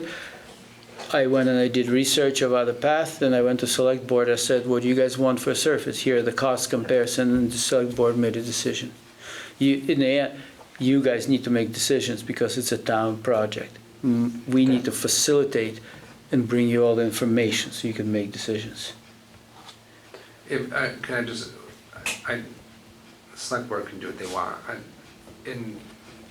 With Warren's example, you said that the emails from V-Trans goes to you and then Rebecca CC. Always. A whole team is always CC'd, yeah. If this was the opposite and they decide just to keep the town as the signatory and then the whole team would still be CC'd. It would be written, Dear York, could you please, we need to make a decision about this and this. Right. And York, you'll call me, you'll say, I need information on this. But you would get the email also? Probably, maybe not. So you could just, well, I think you just said that he's CC'd on everything, that the whole team is. That's the V-Trans likes to keep everybody in the loop. Yeah. They also like to have one person who is responsible for things. And I know that it really matters to me with the Sugar Bush project. It matters because they do look to me. And if I say, what can we do to make things go faster? They don't brush me off. As little leverage as I have, they do respect authority and they respect that I'm responsible, and they heed to this, and that makes a little difference.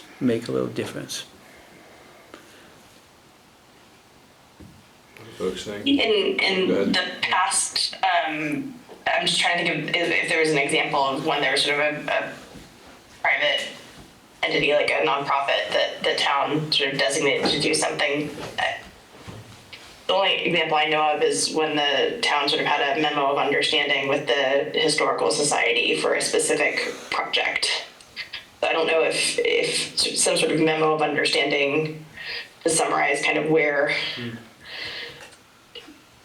I mean, what Dave was mentioning, kind of having it clearly spelled out what the responsibilities are.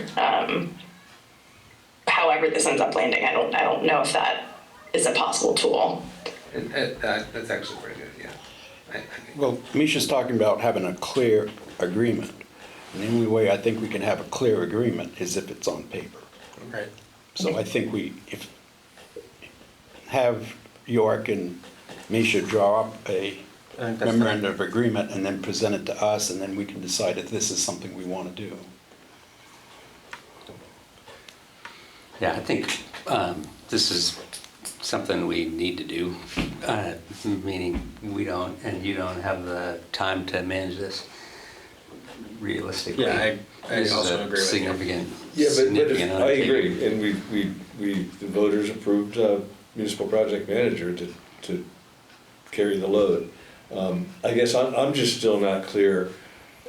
At one hand, you said it's basically whether it says Dear York or Dear Misha is the only difference. Well, but then there's a call to York. Then the engineer calls York and says, York, here's what we're doing. We need to have a public meeting, right? Could you organize this instead of Misha? We need to organize public meeting. It's just going to create a situation where York will either feel obliged to do those things or he will be calling me, just an extra layer. But they are very linear. If York is person responsible, they're gonna go to him. Yeah. That's all. So I think what we want is the kind of financial visibility and some level of control, right? Like, I think it's Yeah, that's awesome. our fiduciary duty. Yeah, definitely. Like, to me, I think we haven't spent enough time celebrating that you got this effing grant. This is awesome. Yeah. Like, this is amazing. Life comes at you fast, This right? is great. Let's take full advantage of that opportunity. And there is a team approach outlined here that V-Trans seems like they insist on, where it's them and, as you proposed, you and York. And so that to me gives me some comfort that we're going to have representation, we're going to know what's going on. We, the select board, will know what's happening from the kind of through those various phases of design and permitting, et cetera. The big piece to me is just making sure that we have visibility and control over the cost, so it doesn't end up that thing took 5 years and all of a sudden it's $1 million and not 600 grand or 750 with the match, and the town's on the hook for it.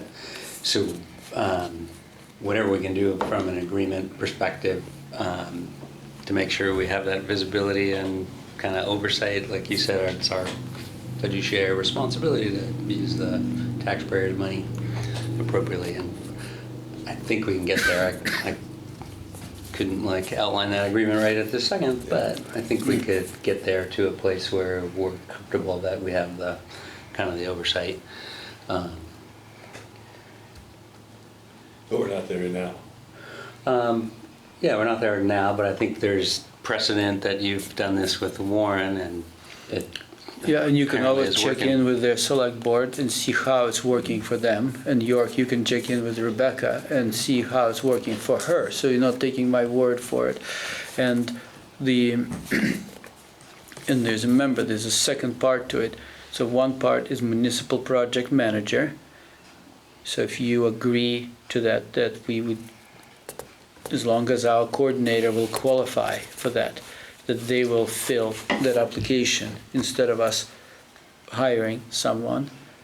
I think that seems to be, we've already determined that by Okay, funding good. that So we position. can- It's just then they'll be accountable to somebody. Yep. Yeah, and our commitment is 60,000, right? That was our. Well, no, we've made two commitments. We made a $15,000 1-year commitment. No, I'm talking about the grant, yeah. Well, then it's a $120,000 match. Ultimately, we committed 60 because we had Right, that that's right. available and said that we would commit to seeking the funding in the Yeah. future. It sounds like we could get reimbursed for the municipal project manager, and there's the other half, but we have to work through that later. Right, that's what I was getting at. Yep, I think we got it. So we will work with York on getting that letter done. And I'm just gonna ask you if we could please, if I don't know if you have a mechanism of working through this, just so that we could move that grant along and have a kickoff meeting as soon as we can. to get Can it started. wait till May 12th, Misha? Our next meeting is May 11th, and what I'm hearing is that you guys want an MOU written, and then the select board sees it and has time to talk about it and approve it, Okay. and then send that to the state? Is that what I'm hearing? You won't send the MOU to the state. You'll just No, send but them- that will be the basis of the So, letter. how about this? How about right now, we will have York sign, because they need municipal representative responsible for the project. We can have York sign this. They will enter him in all their systems. I will write to them and say, we're in the process of figuring it out with Tom, but let's get things going. Makes sense to me. And then, this way, there's no pressure. You can make a decision at the next meeting. Okay. Okay. No, I understand your desire to, it would be great if this isn't a 3-year project. If it were an 18-month project, it would be wonderful. So, Yeah. Great. Thank you. Have a good evening. Yeah, thank you. congratulations. And congratulations Yes, again. congratulations. Thank you. It's really exciting. Thank you for your trust, and it's a good start. Let's see. It's pretty exciting, Misha. We look forward to walking from town to LaRue. Woohoo! Yeah. Is that Yeah, yours? it's true. I don't know if that's yours or someone else left.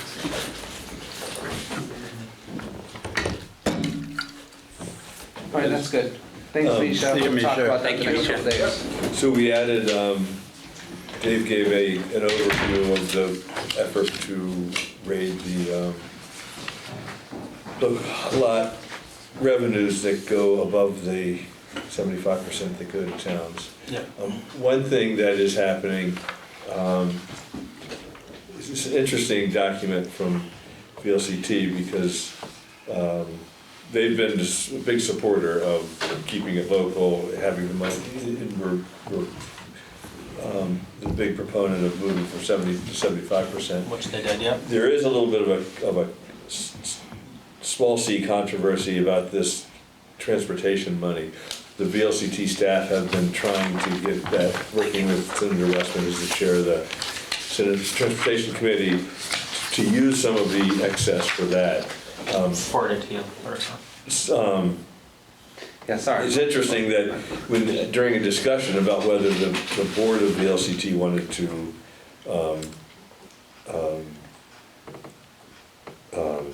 endorse that, using that for the transportation fund, it was an agreement. The big recipients of lot funding were like, no, we want it. I was more of a, we're the League of Seasoned Towns. We represent the small towns too, and a lot of the people who shop in Williston and South Burlington live in, Richmond and wherever. And so I'm okay with personally, with the transportation fund being supplemented because it's really supporting the purpose of lot. I agree, I think we should push for a larger percentage and not have them spend state projects, state programs. So I just wanted to say that.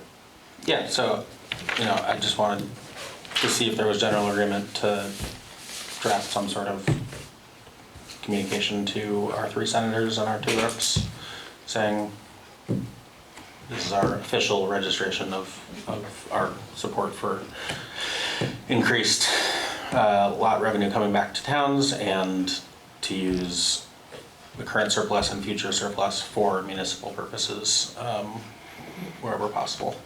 That's kind of the broadest strokes. So it's kind of, I was having a hard time following, honestly. It sounds like both and, like increase the percentage that comes back to the towns. And if there's still a surplus on top of that, then use it for transportation issues. Yeah, there's got to be a surplus, even, and they're not going to increase the percentage this year. Yeah. I think it's really setting it up for maybe next There's year. a surplus today and now like And in they had a a year, there's gonna 50% be a bigger increase in. surplus. Yeah, right now it's 14 million. Wow.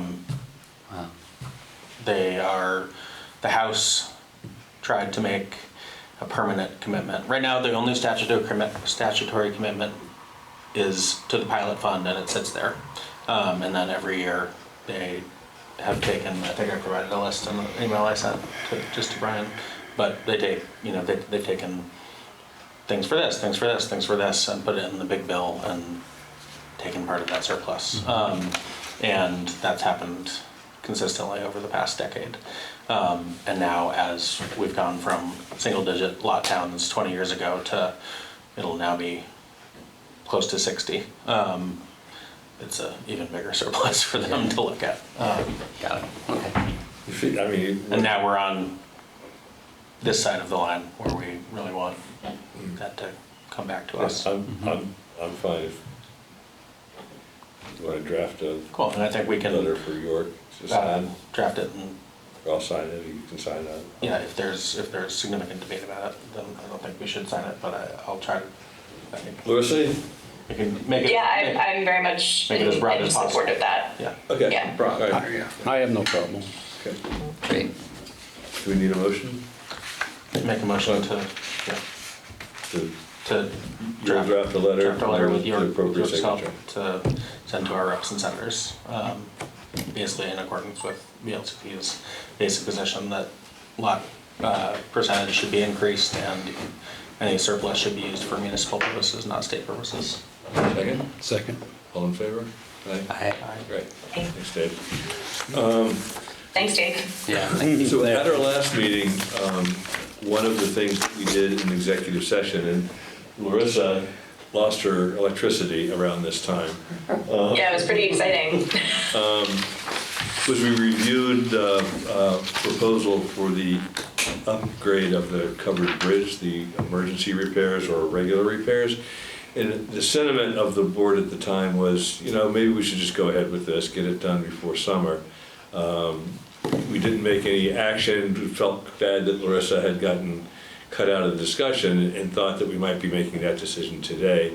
At the next morning, I had something, I needed to find York about something, and he was at the covered bridge with Charlie Goodman and Josh Rogers and two, do you remember the name of the company? There's a company who does a lot of post and beam and covered bridge restoration, and they were looking at the bridge, and they did not feel as though it was as urgently in need of a repair as Miles' report was, for a number of reasons. And Josh and Charlie felt pretty strongly that we don't have all the information we need before moving forward. And they had planned to have a day where they would close the bridge for a couple of hours after the morning commute and pull up some of the planks, like a dozen or so planks, and just look at the both the cross beams and the runners to really get a good look at what's going on down there. And at that time, give an opportunity for contractors to come in at a certain time and look it over, see what's going on. If you remember, I think Kai said, I could maybe do it, but I couldn't do the runners, so we don't even know if they need to be done. So I think I left that meeting, and you're filling in any blanks here if I've missed anything, but that's the way to go. And we indicated, plan on that day, and we'll talk as a board. I think it's May 5th. So we'll still be able to say at May 11th, it's as bad as Miles said, we need to do something quick. We might have lost several weeks. He said he could start on it quickly. Maybe, because we don't know what wood he has available. Getting these beams is not easy. Yeah. Yeah. But 12 by 12 by 16 feet. 16, it was 18. Maybe it's 18. Am I wrong? You said 18 before, last meeting. Isn't it a big difference? You were wrong one of those times. Maybe twice, maybe 17, who knows? I skied and I hit my head a lot because I'm not a very good skier, so who knows? Oh, no. I'm partially joking, but I really did fall a lot. So May 5th, the bridge is going to be closed. Lisa, I'm going to send something to the Valley Porter tomorrow to be in Thursday's paper from after school traffic, so about 9 a.m. so they can pick up about 2 board widths on each side. They swept it this week, or the end of last week, so it's swept, it's clean. They actually washed it also. Those boards will come up, and contractors are invited to come view the bridge. I suspect it'll be closed till 2-ish. And do we have some contractors who said, I'll be there? Yes, I mean, the people that were here a couple weeks ago are gonna visit. I've talked to one other company, left messages for others. I think there's some interest, and Miles also knows that we're picking up some deck boards. They also, Josh said, somebody, that he would try to get the V-Trans inspector out. That's right. Good. Yeah, which I think is really another valuable reason to wait. Good point. Should we preliminarily prepare an RFP or something We're reaching formal? out to as many people as we know that, I mean, the timeline makes it difficult to do an RFP, especially with invitation. We could, if you want to. But I think letting as many contractors that we know of know that this is happening and the work is potentially coming, and we're gonna have the bridge exposed so that you can see it. Yeah, I'm just thinking of what our next step is immediately after that. What does that look like? We don't have to have an RFP to get quotes. Okay. If 5 companies or 3 companies or 10 companies want to provide quotes, they can do that without an RFP. Okay, great. Thanks. Yeah. An RFP has a lot of advantages, but it also has disadvantages. And for this, at least at this juncture, I didn't think it was helpful. Yeah, I mean, we want to stay flexible in case the Miles' opinion is confirmed. Yeah, that's right. Yeah, and I think also the reason to delay is Josh, I don't think was pleased that we might have made a decision to move ahead without talking to him first. And I understand that. I mean, yeah, Josh and I had conversations, but yeah, I think that's probably fair. Yeah.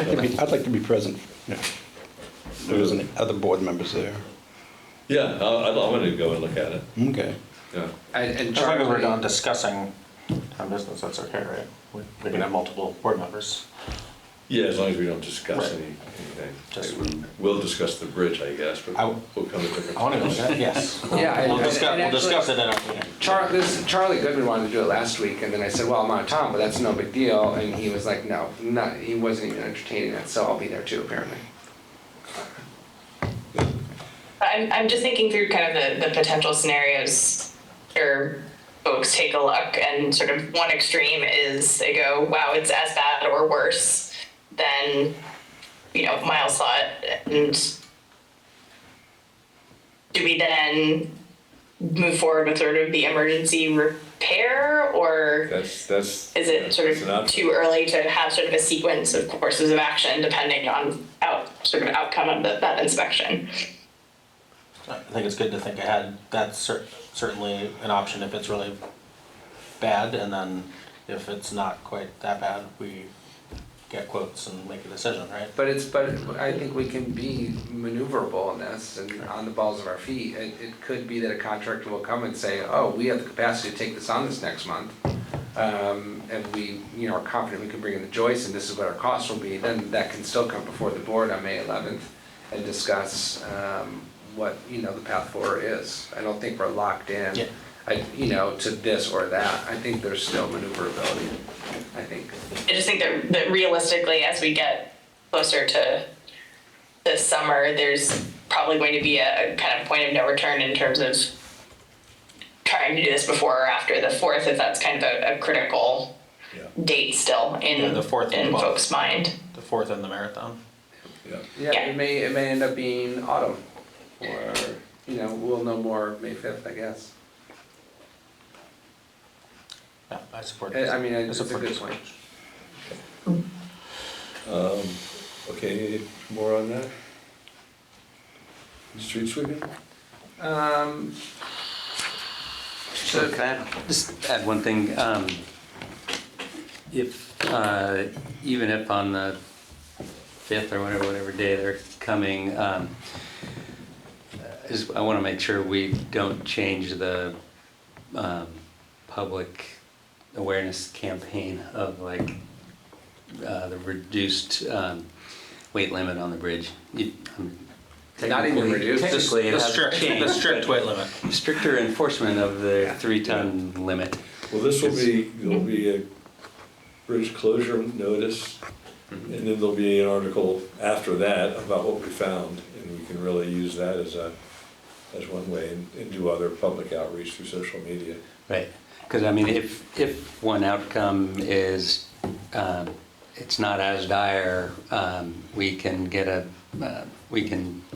limp along under the current tighter restrictions on traffic through the fall and do it after the busy summer tourist season at perhaps a lower cost because it's not emergency work. Great, but we still need to enforce the traffic control during that. What could be a 5-month period. We have control over signage there, like we could add a 1 car at a time sign. I was just thinking that might be. I've just seen, it's mostly out-of-state cars that don't know. Tailgate each other across Yeah, they the- tailgate each other, we're going together. And I don't know, that might be just a. Yeah, I think they have to meet certain guidelines that, for what that resource is, but Yeah, it just. sort of signage guidelines. I've just seen that a couple of times when I was walking around down It there. definitely happens. And I that, don't know, even but that, I even mean, if there's a even lot if of it's two, signage. Honda Accords, then that's pretty much 4 tons on the bridge at once. Yeah. I I did appreciate that there was the article that in the Valley Reporter that sort of outlined how people can find out whether or not their car is okay or their vehicle is okay. I don't know if that got distributed in any other venue. like that was really useful information. I know, I actually never saw it. Lisa and I collaborated on that, and then I went out of town, so I'm glad that made the Valley Reporter. That's awesome.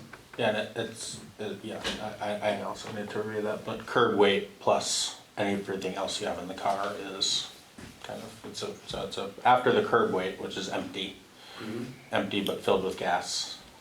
It's a little complicated, and It is. And by complicated, I'll quickly say the Meadow Road Bridge is our first bridge that's registered on the DMV. That's what makes it enforceable. So the Meadow Road Bridge under the DMV is registered as an 8-ton bridge now. I did it last summer or whenever the select board said I could. However, like the sheriff's department, when they were there, they could ticket now but only for the curb weight unless they borrow a scale. Because, Okay, so they could only ticket for only curb ticket weight. for So curb they weight. could see a dump truck that's literally loaded down, but they would not be able to ticket for what they assume that is unless they have a scale, which the sheriff's department said they'd be willing to do if we could have like, okay, we're gonna have a couple of days. I mean, to Chacha's point, if I think we're ready to move on with the ordinance. I've been gone, and I think there's an interest. So if we end up doing that ordinance and passing the ordinance, I think presumably May 11th, and it has that language in it, then if the select board would like, then we can register that in the DMV, and that would allow the sheriff's department and others to be able to enforce the 3-ton weight limit. Yep. Am I hearing that's kind of what your interest would be? I mean, I think we talked about that last time. I just couldn't pull it together in time. I support that. Okay. Yeah. Street sweeping, last year, when the select board chose to hire a street sweeper, I do think it helps, like Brian and I have talked about it, and it helped in terms of when I walk up and down the road a lot, I don't have as much grit in my teeth when it's swept, but obviously it's pretty bad. I mean, by the curb, there's feet and inches of debris piled up. To be able to take that on is a lot of work. Our road crew does not have the capacity to take that on. I did reach out to Kingsbury to provide a quote, which they did, which is included in the packet. It came in considerably higher than I certainly was hoping and expected. Of course, that quote is there if you'd like to entertain it. I also included in the packet, I sent an email to V-Trans and copied our legislators, and Brian and Larissa, and Greg, who's the V-Trans district administrator, responded with a pretty great email, which is in the town administrator report. I think in essence, I think they came out and did a little bit of work, as the letter said, but I was out of town. He says that they're basically committing to doing sweeping, and included in that the shoveling and all the other work that needs to be done to bring it up to what we expect for safety, parking, for storm drainage.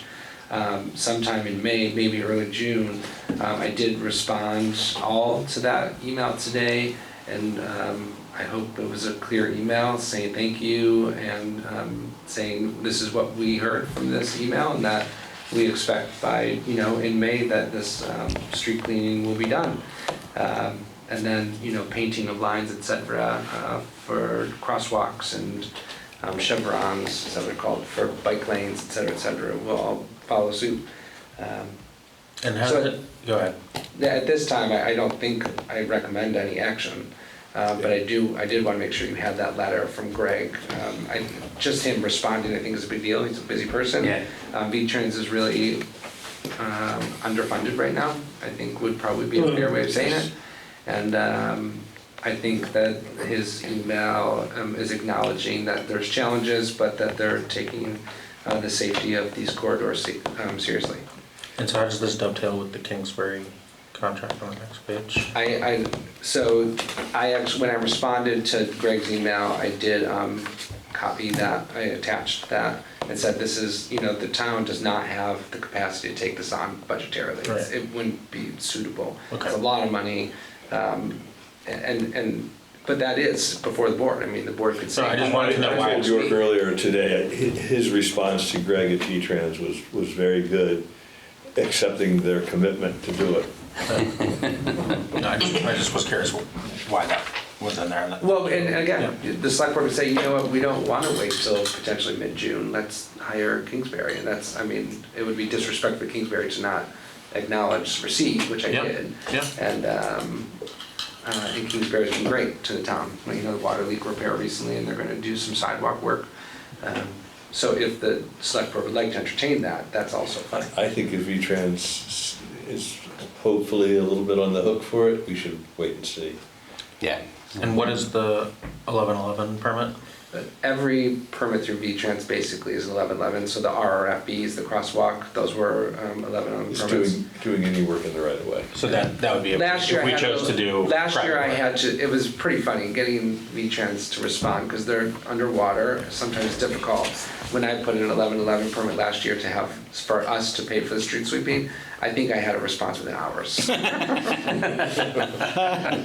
I will add, side note, that we did receive my 1111 permit for in front of the town office was approved. So that's going to be redoing the entrance, up to the sidewalk, and then regrading and beautifying is what the engineer wanted to call from V-Trans in front of the office. That currently is used as parking often. V-Trans does not like that and says it's not allowed. So part of this beautification will be grading that and then staking it, planting grass seed and growing. Where UPS is going to park, I don't know. But, it's a side note. I have a good idea. I know where I'm going to park on lacrosse lanes. Yes. So that's it. I thought it was important to bring up, and Brian wanted to add it. Thank you. And also, as residents have been concerned in past years about things like, street-related safety, I think having some transparency about the communications we're getting with the state for the orders that are not directly under town control, I feel like that's an important thing to be on the record. Yeah, and that's, because I definitely received multiple comments about Main Street sweeping and cleanliness and lines, etc. So, well said.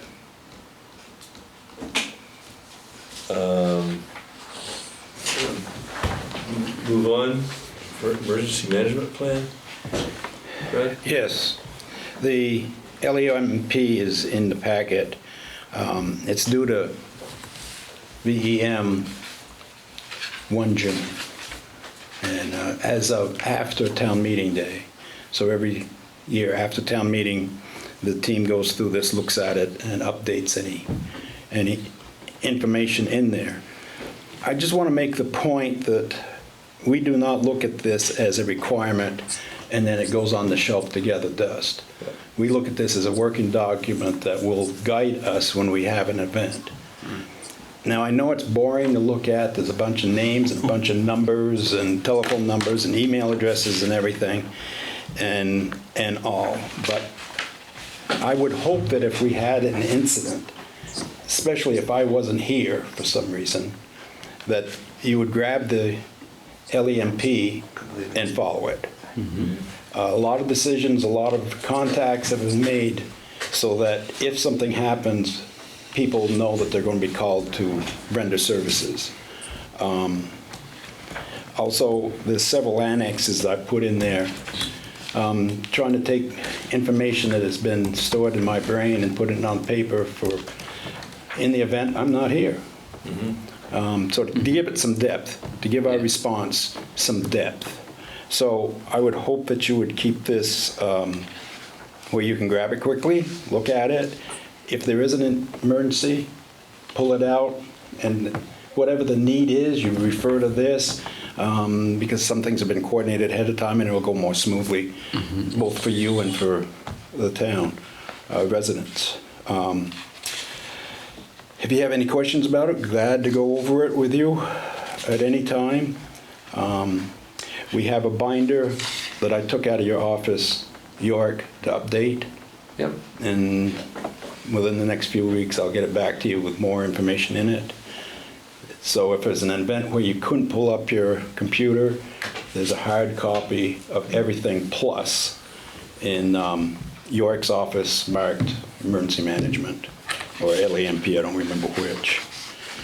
The other thing is, I'd like to make my yearly pitch for the board members, one or two of you at least, to take the ICS, the Incident Command course. Once again, it would really help, if I'm not here, for you to navigate the emergency management world. It'd just save you a lot of frustration. I'd be interested in that information if you can forward it. Yeah, it's right there in the I'm packet. pretty sure it's in the Yeah, it's one of in the, the LAMP that it's a live link, and Okay, it's a live link. yeah, it's one of the annexes. If you have any problems with it, let me know. It's a for a little while FEMA was not letting you do independent study stuff, That's right. but it looks like that has been reversed as of mid-April, maybe this year. COVID, hopefully. actually. COVID. Prior to COVID, it was a one-day in-class course. They wouldn't do it via computer. But as of COVID, they saw that that wasn't practical, so now that you are allowed to take it online.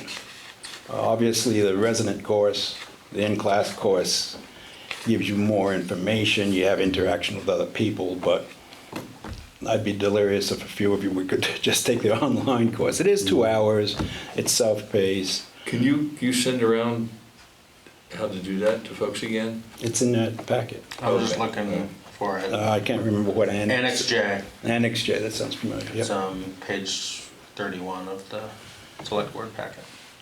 And some of the FEMA documents require a signature from someone who is ICS qualified, and this LAMP is one of them. Claire Ireland, our emergency management coordinator, is right up to snuff on it. She's another resource you can reach out to about ICS and all. So, yeah, you'll save yourself a lot of headaches if you have an emergency, if you pull this out and read it. I know it's boring as is, but. So there's the ICS and then there's also VT Alert Manager training. Got it. Yeah. So were there any significant changes to the prior one? A few names, a few telephone numbers.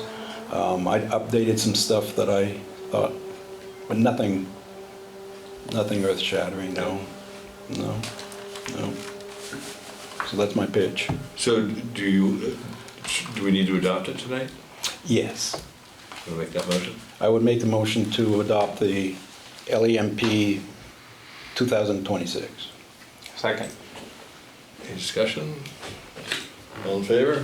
Aye? Aye. Does that need to be signed? It has a signature line on it. Yeah. Yes, I thought, man. It has 2 signature lines. Let me try to print that now. Sorry, I You got got that. until June 1st. I mean, You're okay, I can just include it for the next warrant then, May 11th. Yeah, that'll be Since you fine. already- I'll see you. Okay. Thank you, Fred, for keeping us current on this. Do I have a motion on the consent agenda? Oh, actually, I did not realize. It's on the consent It's on the agenda. consent agenda. That's what you asked me to do, and so that's, Well, I forgot. we did it anyhow, so we'll do it again. Do you have a motion on the consent agenda? I move to approve the consent agenda. Second? Second. Second. Discussion? Remember, those included the liquor licenses. All in favor? Aye? Aye. Aye. So you are. Yep.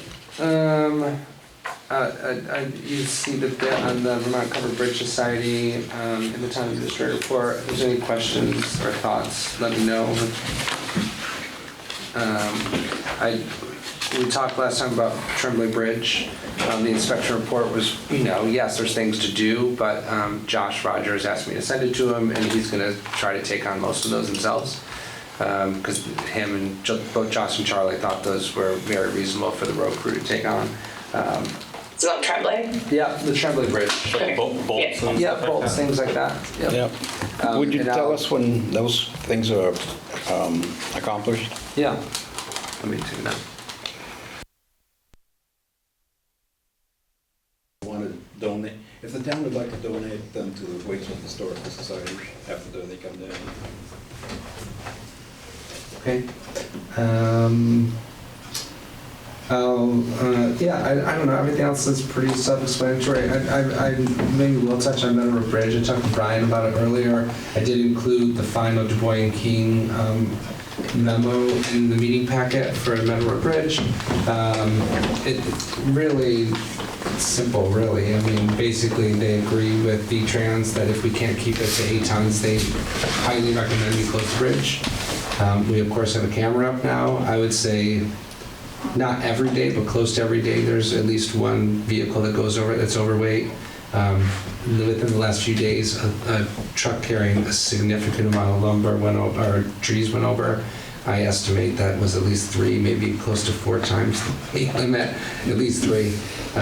Ward's propane truck went over it recently. Which way was that log truck head? It went both ways, but it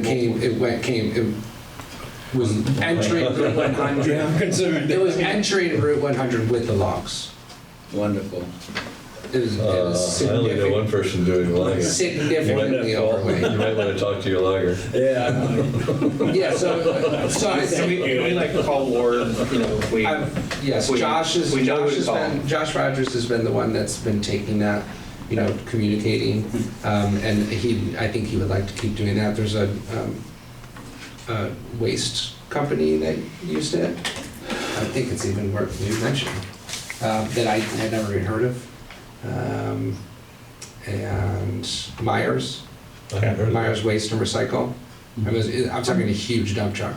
Yeah. Oh, yes, I saw that. A big tractor carrying a trailer full of something. That was 2 different tractors and trailers. UPS truck is technically over. So things like that. Can you send me a picture of that log truck? Yeah. So at any rate, so that's Just one read. note, is that that's up to the select board to, if you want to choose to close the bridge. And V-Trans is very clear. V-Trans does not close bridges on town roads. But they recommended that if we can't keep the weight limit to 8 tons, we close the bridge. The D&K engineers echoed that very clearly, actually, because we talked about on my drive down to New York City. My whole family got to hear this conversation. It was super exciting. They don't, yeah, go ahead. I just, when we talked earlier today, did suggest if York, if possible, can continue to keep an eye out for a temporary bridge. Yeah. And try to get on V-Trans list in case we do need that at some point. And FEMA, as you know, this was a bridge that was affected by the flooding event in 2024. FEMA has said that they may be able to help us try to get a temporary bridge with their, I don't know, influence. I'd be curious if a Bailey Bridge would be available somewhere, even if it's commercial, Yeah, I don't know. and what a Bailey Bridge would cost to put in there. Or cost of the bridge. Installation of Bailey Bridge is simple. And any further info on potential timber for transit? I talked to Miles, and we've texted and talked. I mean, there's benefits to this project being the project that he wants to support. The town would be the applicant, so we would basically do the application in collaboration with Miles nonprofit. I think Miles is interested. There are other projects that actually are also interesting. There's 2 counties in the state, I don't know which ones they are, but where Timber for Transit, it's T for T, Northern Borders Regional Commission grant, where it would be 80-20. For our county, it would be 50-50, which is, I think, fine. And I think the select board has said they support that. But Miles is trying to consider all of that as he decides what he wants to do. But I think he's pretty excited about this project. And if we decide to do that, I think I'd be putting a pre-application in probably May, June for the autumn round of grants process. Yeah, I'd like to see that happen. Yeah. We can put it in an application. And actually, if that one didn't work out, I've also tried to do research, and I think we could actually still apply for that, for the village covered bridge, to see about increasing the weight capacity. And that actually, I had mentioned that to NVRC, the T for T program coordinator, And they said, actually, that would be a perfect program also. And first you do one study to say, what would it look like, how much would it cost? And then you'd apply for like that stage 2 for construction. That would maybe be able to bring the Pine Brook Bridge up to 8 tons or whatever. Pine Brook or? No, sorry, thank you. Okay. Like Pine Brook. Like Pine Brook. Yeah, thank you. Do you make a motion to have York put in that application? I don't think so. I think If Miles supports it, I'm going to plan on doing it. Okay. I mean, I'll talk to you guys and keep the communication open. Yeah, and there's Bring nothing binding in that pre-application. It's just like with the previous Northern Borders for the wastewater. I put in a pre-application, and that basically says, yes, we invite you to apply.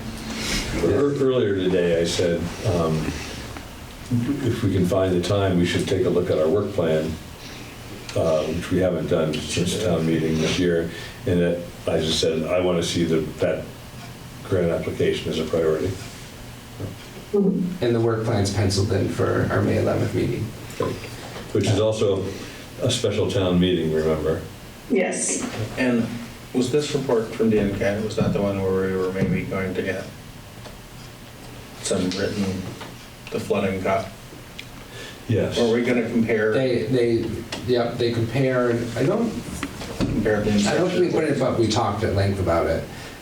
There's no proof that the flooding did anything beyond the decking.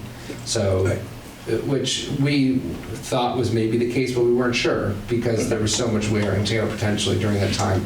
But comparing the two reports, there was no way to believe that that was the case. Yeah, it was just and again, we just wanted to know because FEMA had said that they would consider funding more of the project above and beyond the decking if an engineer could show that, and they couldn't.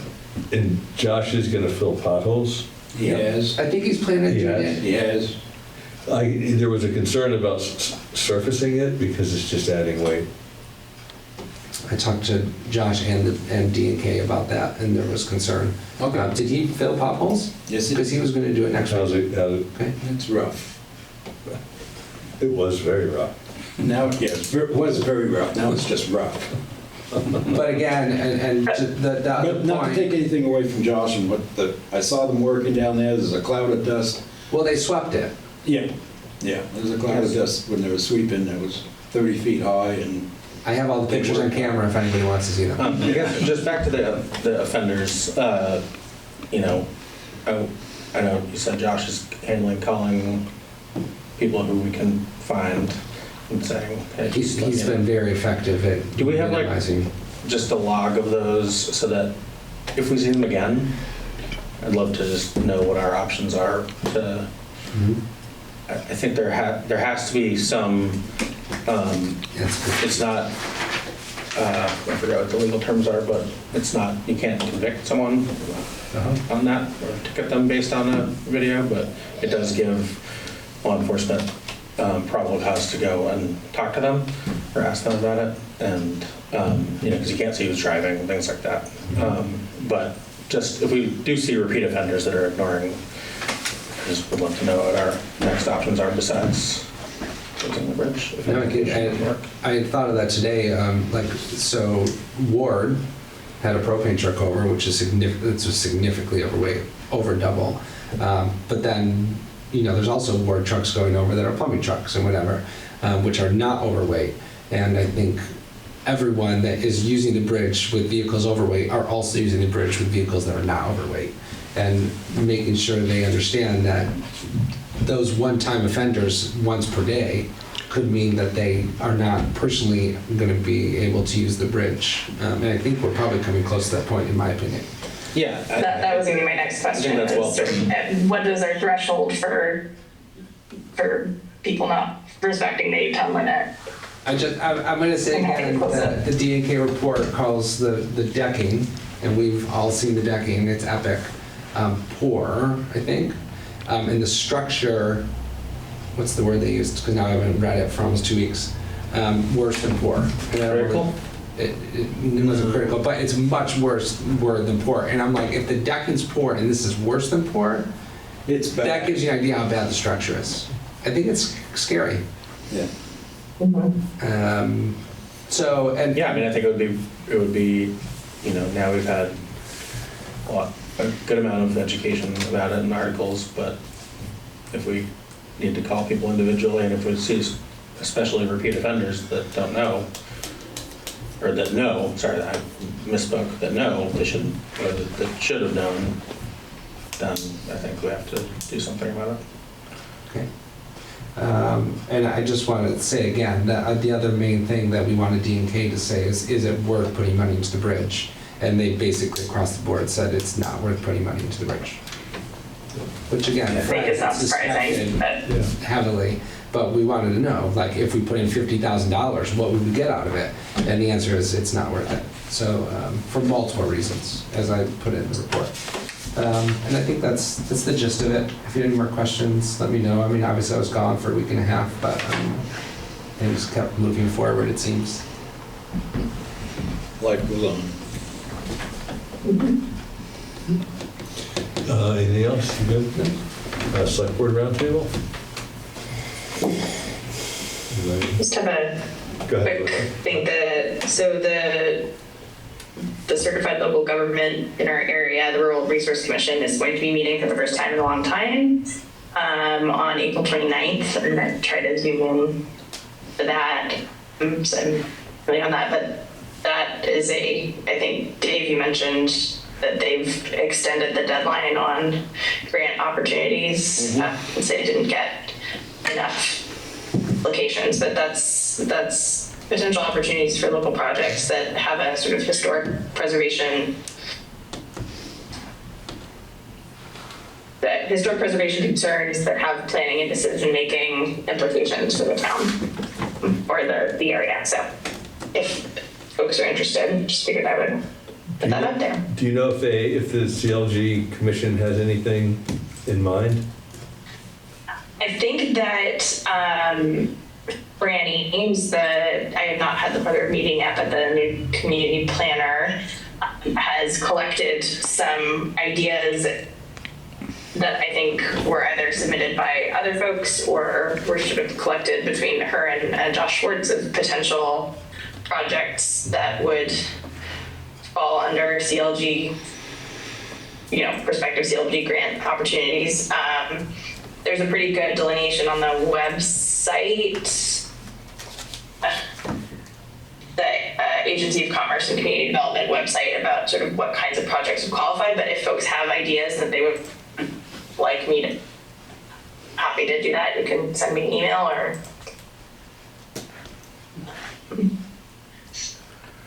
Thanks. Josh, do you have Yes, quickly, I'm not going to be here at the next meeting, and I just want to make sure we have a quorum for the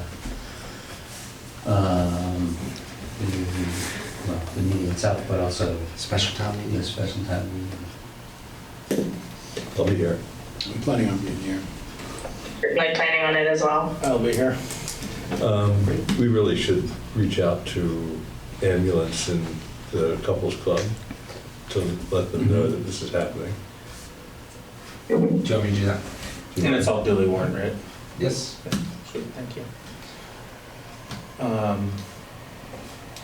Nothing. I don't have much. I guess just on my mind was, did we put an email list sign up at a town meeting? We did, nobody signed it. Okay, great. There's not one. And I worked hard on the form. Did you notice it? I had green on it. It was really pretty. It was prompted by a discussion with the Waitsfield Selectboard chair, who they do have an email list that they email their residents with. And I don't know. I mean, again, no one signed it. That's tough. That's tough luck. But maybe next year we could circulate it. Yeah. And I mean, our email list, like the select board meeting email list, I think I sent it to, I think it was over 140 emails. Okay. Do people read it? I don't know. Okay. About 8 kickback maybe. 134 emails goes to on top of our staff and the select board. Building that would be great. This is also just prompted by, at the MRVPD meeting, there's always a great summary of grant opportunities that are available to municipalities, yes, but also to private residents and property owners to improve their properties with some help. If they're thinking about putting an ADU on or There's historical preservation grants that, you know, if you have been thinking about restoring your historic property, there's help. And, you know, I'm not sure how many of those opportunities are getting through to those landowners. We talked about, is there a way to kind of identify if there's a particularly attractive one, which there were a couple. There's a really good one right now. Yeah, to kind of brainstorm, okay, who are the parcel owners that could really benefit from this? You know, maybe look at the historical register, things like that, and send them a letter or something like that, if it's not a broader email communication. So that was just on my mind. You know, these are out there, and people who know about them will get them.